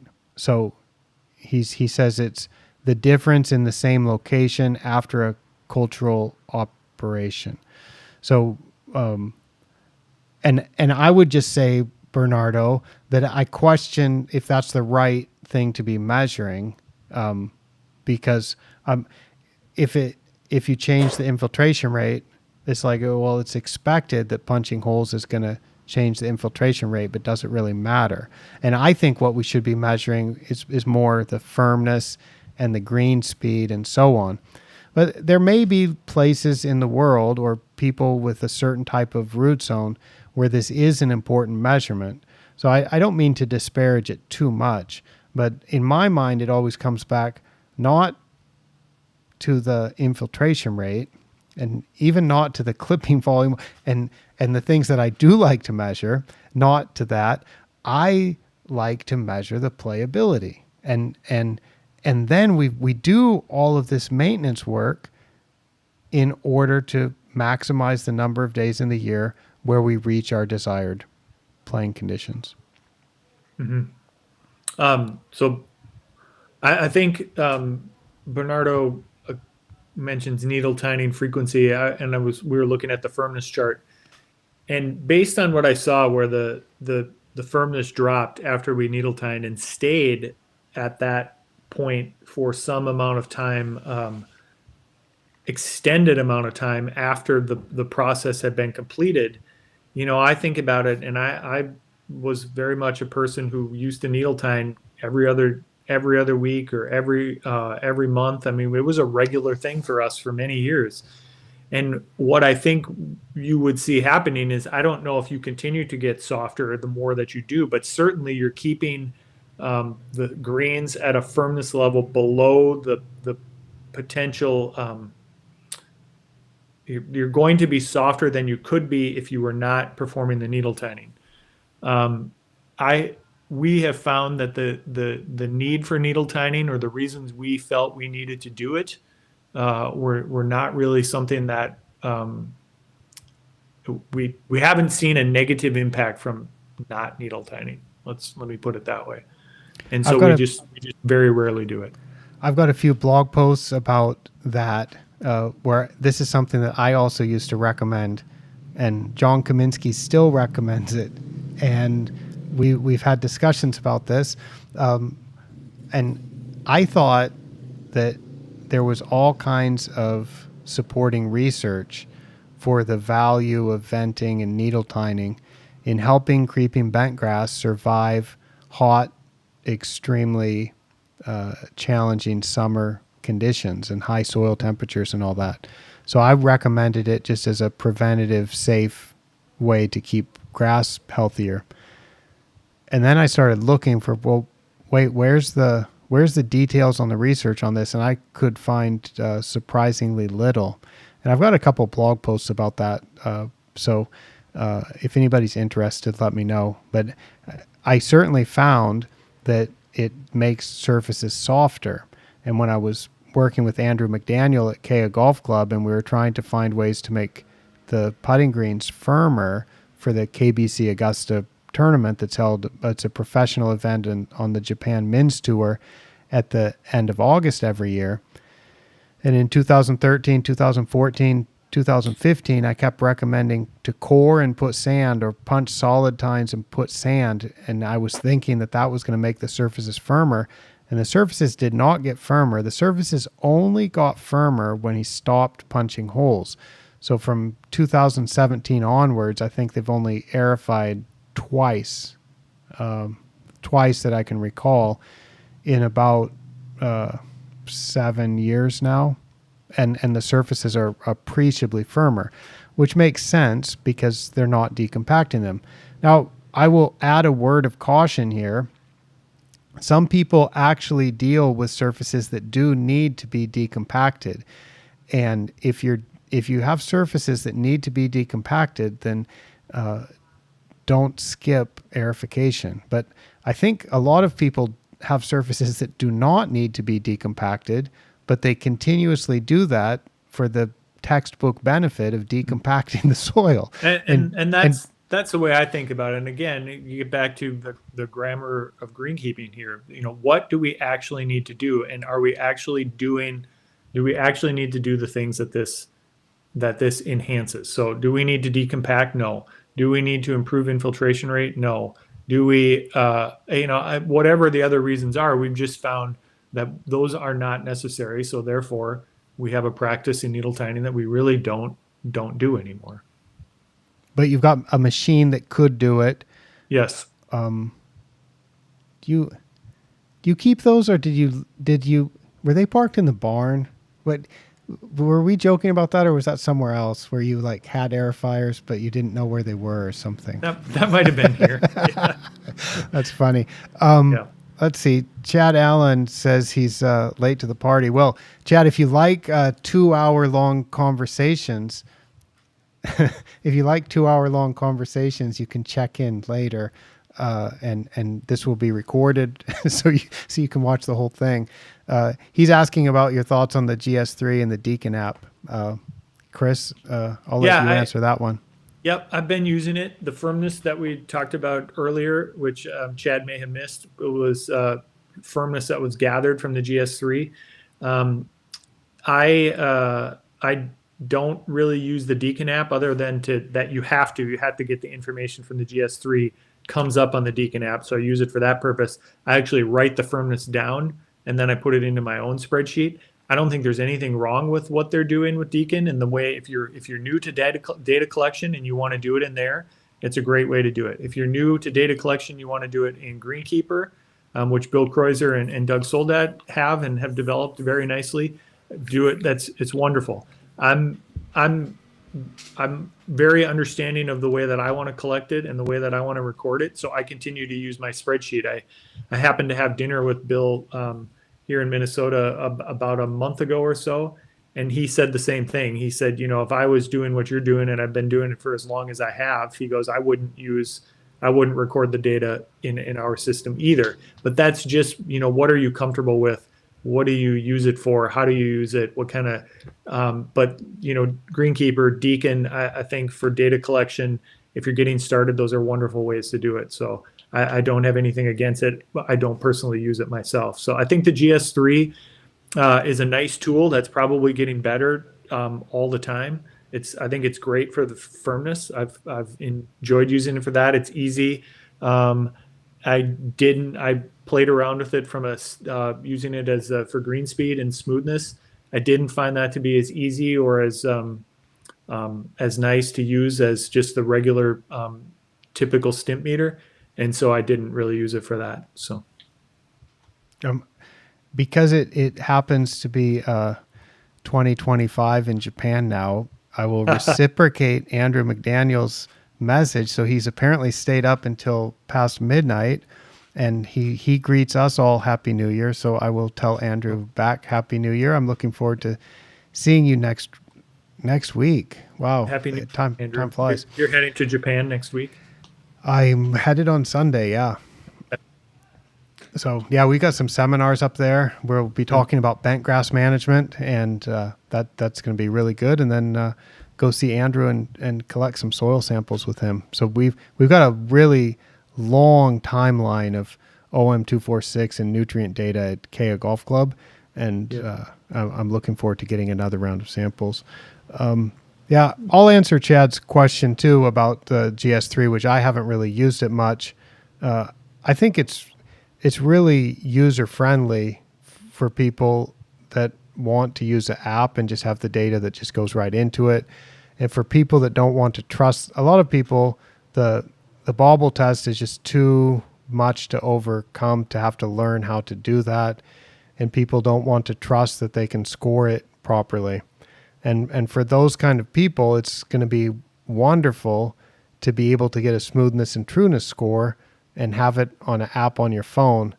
That's not me, because I trust myself that I can score the bobble test. I trust that I can train pretty much anybody to score it if they want to do it. And I like to have data myself. I like to have data in a notebook, and I have a lot of notebooks, and I like to make my own charts and stuff. So for me, I'm not looking for an app. So I kind of like my setup, but I think this kind of thing is bound to be successful for all of the people, which are the normal kind of people that they don't want to think about it this much. They just want to go get their numbers, and that's what I think. Bernardo asked about Task Tracker. Man, every time I've seen Task Tracker, I've seen a demo of it, I've been really impressed.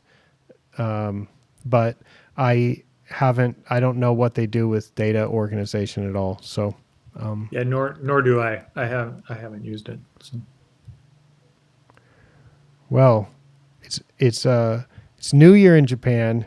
It's New Year in parts of Australia. It's New Year in New Zealand. And it's going to be New Year in Thailand in about 95 minutes. So, yeah, I appreciate everybody joining us from all over the world. Ignacio said he watches these on replay. So thanks for joining us live this time. I know this kind of conversation is one that I enjoy having with Chris. And this is the kind of thing that we'd have privately, and it would be a little bit shorter, because we have done this. I think in 2020, 2020 or 2021, whatever the year before we did this, for as a live stream, we had this call because we wanted to talk. We wanted to talk about those results, and it's like, wow, that we could do this as a public thing. So we do that, and I appreciate everybody that joins us for such a long talk, because I'm not sure that I would be so. It would be hard to get me to pay attention to something for this long. So I'm impressed that people do join us for this. It might be worth, you mentioned it earlier, Micah, it might be worth just re-mentioning here as we wrap up that just conferences and such that we're going to be at, if people are interested in that or thinking about it or on the fence, maybe. Yeah. So if you're watching or listening to this before these events have happened, I'm going to be speaking in Japan next week at a couple of packed seminars in Tokyo and Fukuoka. Probably nobody's going to be attending those. If you are, I'll be glad to see you there. Well, Andrew will be there. I think Andrew might be the MC of the Fukuoka event. We've heard some rumors of that, so that will be fun. Let's see. After that, I'm going to BTME and Biga's Continue to Learn conference. So I'll be there on January 19 and January 21. I have seminars there. That's in Harrogate. So I know a lot of people from Europe will be there. And then actually there's a lot of Americans going over too. I think Bernhard and company are having a 10-person contingent going over from North America. So that's going to be cool. After that, I'm going to be at the GCSA conference, teaching a seminar at the GCSA conference for the first time in San Diego. And that's a 4-hour event, I think on the Monday in San Diego. And that's going to be about the grammar of greenkeeping, basically. And we'll talk about a lot of this type of stuff. And then I'm going to be talking in Niagara Falls at the Canadian show, which is I think it's a joint show that's also the 100th anniversary of the Ontario Superintendents Association. So that's going to be 100th anniversary of Ontario was last year. I know that because I was there for it. Oh, okay. But it is a joint. The Canadian and the Ontario show are joint this year, and it's in Niagara Falls. That's correct. Yeah, and I think for a winter conference, Niagara Falls is just a terrific venue. I like Niagara Falls any time of year, but especially when it's icy and cold, and it's spectacular. And of course, we're going to be holding the seminars indoors and it's warm, so it's like best of both worlds. Right. So Chris and I are going to be teaching a joint seminar for the first time ever, which is pretty exciting. It's about OM246 and about playability, and so that's going to be fun, and it will be more organized and a little bit more structured than this freewheeling live stream. So, but which I think we managed to get some good information across here. But I think that one is going to be it will be focused, and that will be good. And I'm giving another presentation there that's about, if I remember right, it's about clipping volume. But it's going to be a very special take on clipping volume. If you've been to any conferences, you know that I often talk about similar things, but I never give the same presentation twice. So whenever I'm talking about clipping volume in Niagara Falls, it's going to be different than you've ever heard it before. So I'm looking forward to that. It's a little bit more work for me to prepare for presentations, but I get a constant chance to improve on the way that I explain things. Sometimes I succeed, sometimes I don't, but I hope that by doing it differently every time, I can succeed more times than I fail, and hopefully get better at explaining some of these ideas that people all over the world are having such great success with. And I really appreciate Chris joining us today and sharing the success that he's having. And Chris, you want to review your upcoming seminars, and then we'll close this thing out? Yeah, so I will also be at the GCSAA conference and trade show. speaking with Doug Soldat, your former, I don't know if you'd call it classmate or PhD mate. What would you refer to that when you're grad students together at a? Yeah, At a I would say we were grad students together, but we did take okay. some classes. Okay. We took a nice water chemistry class together. Okay. Graduate level water chemistry is And good fun. the way they have scheduled that is that Micah's seminar, I think, is on Monday morning, and Doug and I are on Monday afternoon, I think, or reversed. But they're separate. So if people are interested in taking both of them, you'll be able to do that. So, and then, yeah, as Micah said, sort of excitingly, we'll be speaking together for the first time in Ontario. And I also have another talk in Ontario, which will be a leadership and life balance talk that I've given many times. And much like Micah, I try to change it up every time so that even if you've heard it before, you'll get a different experience. So yeah, looking forward to that. I went to Harrogate last year, and I'm a little bummed to not be going this year, but I've had a nice, as you mentioned, I went to Denmark in November, so I've been across the ocean once this winter, so maybe that's enough. So, but couple fun things coming up that I think will be make for a nice February. Very, very exciting things coming up with these seminars over the next couple of months. So it's a busy time of year for me to get a chance to share all of this information at these conferences, and I'm excited about getting a chance to meet people in person. Maybe I know you already.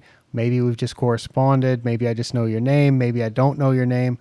It's fun to meet people in person and talk about ideas in person.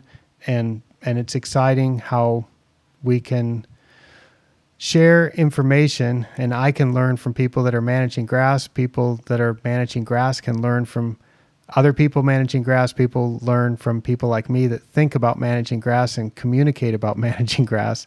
And we end up learning things and sharing things that make turf management fun and hopefully help everybody have better results. So, all right, everybody, that's enough.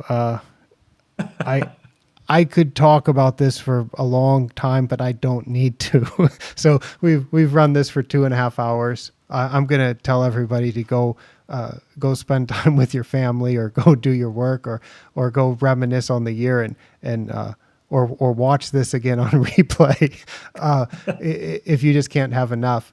But I don't need to ramble on anymore. So I would say thanks everybody for joining, and have a great Happy New Year. Yeah, thanks. Happy New Year, everybody.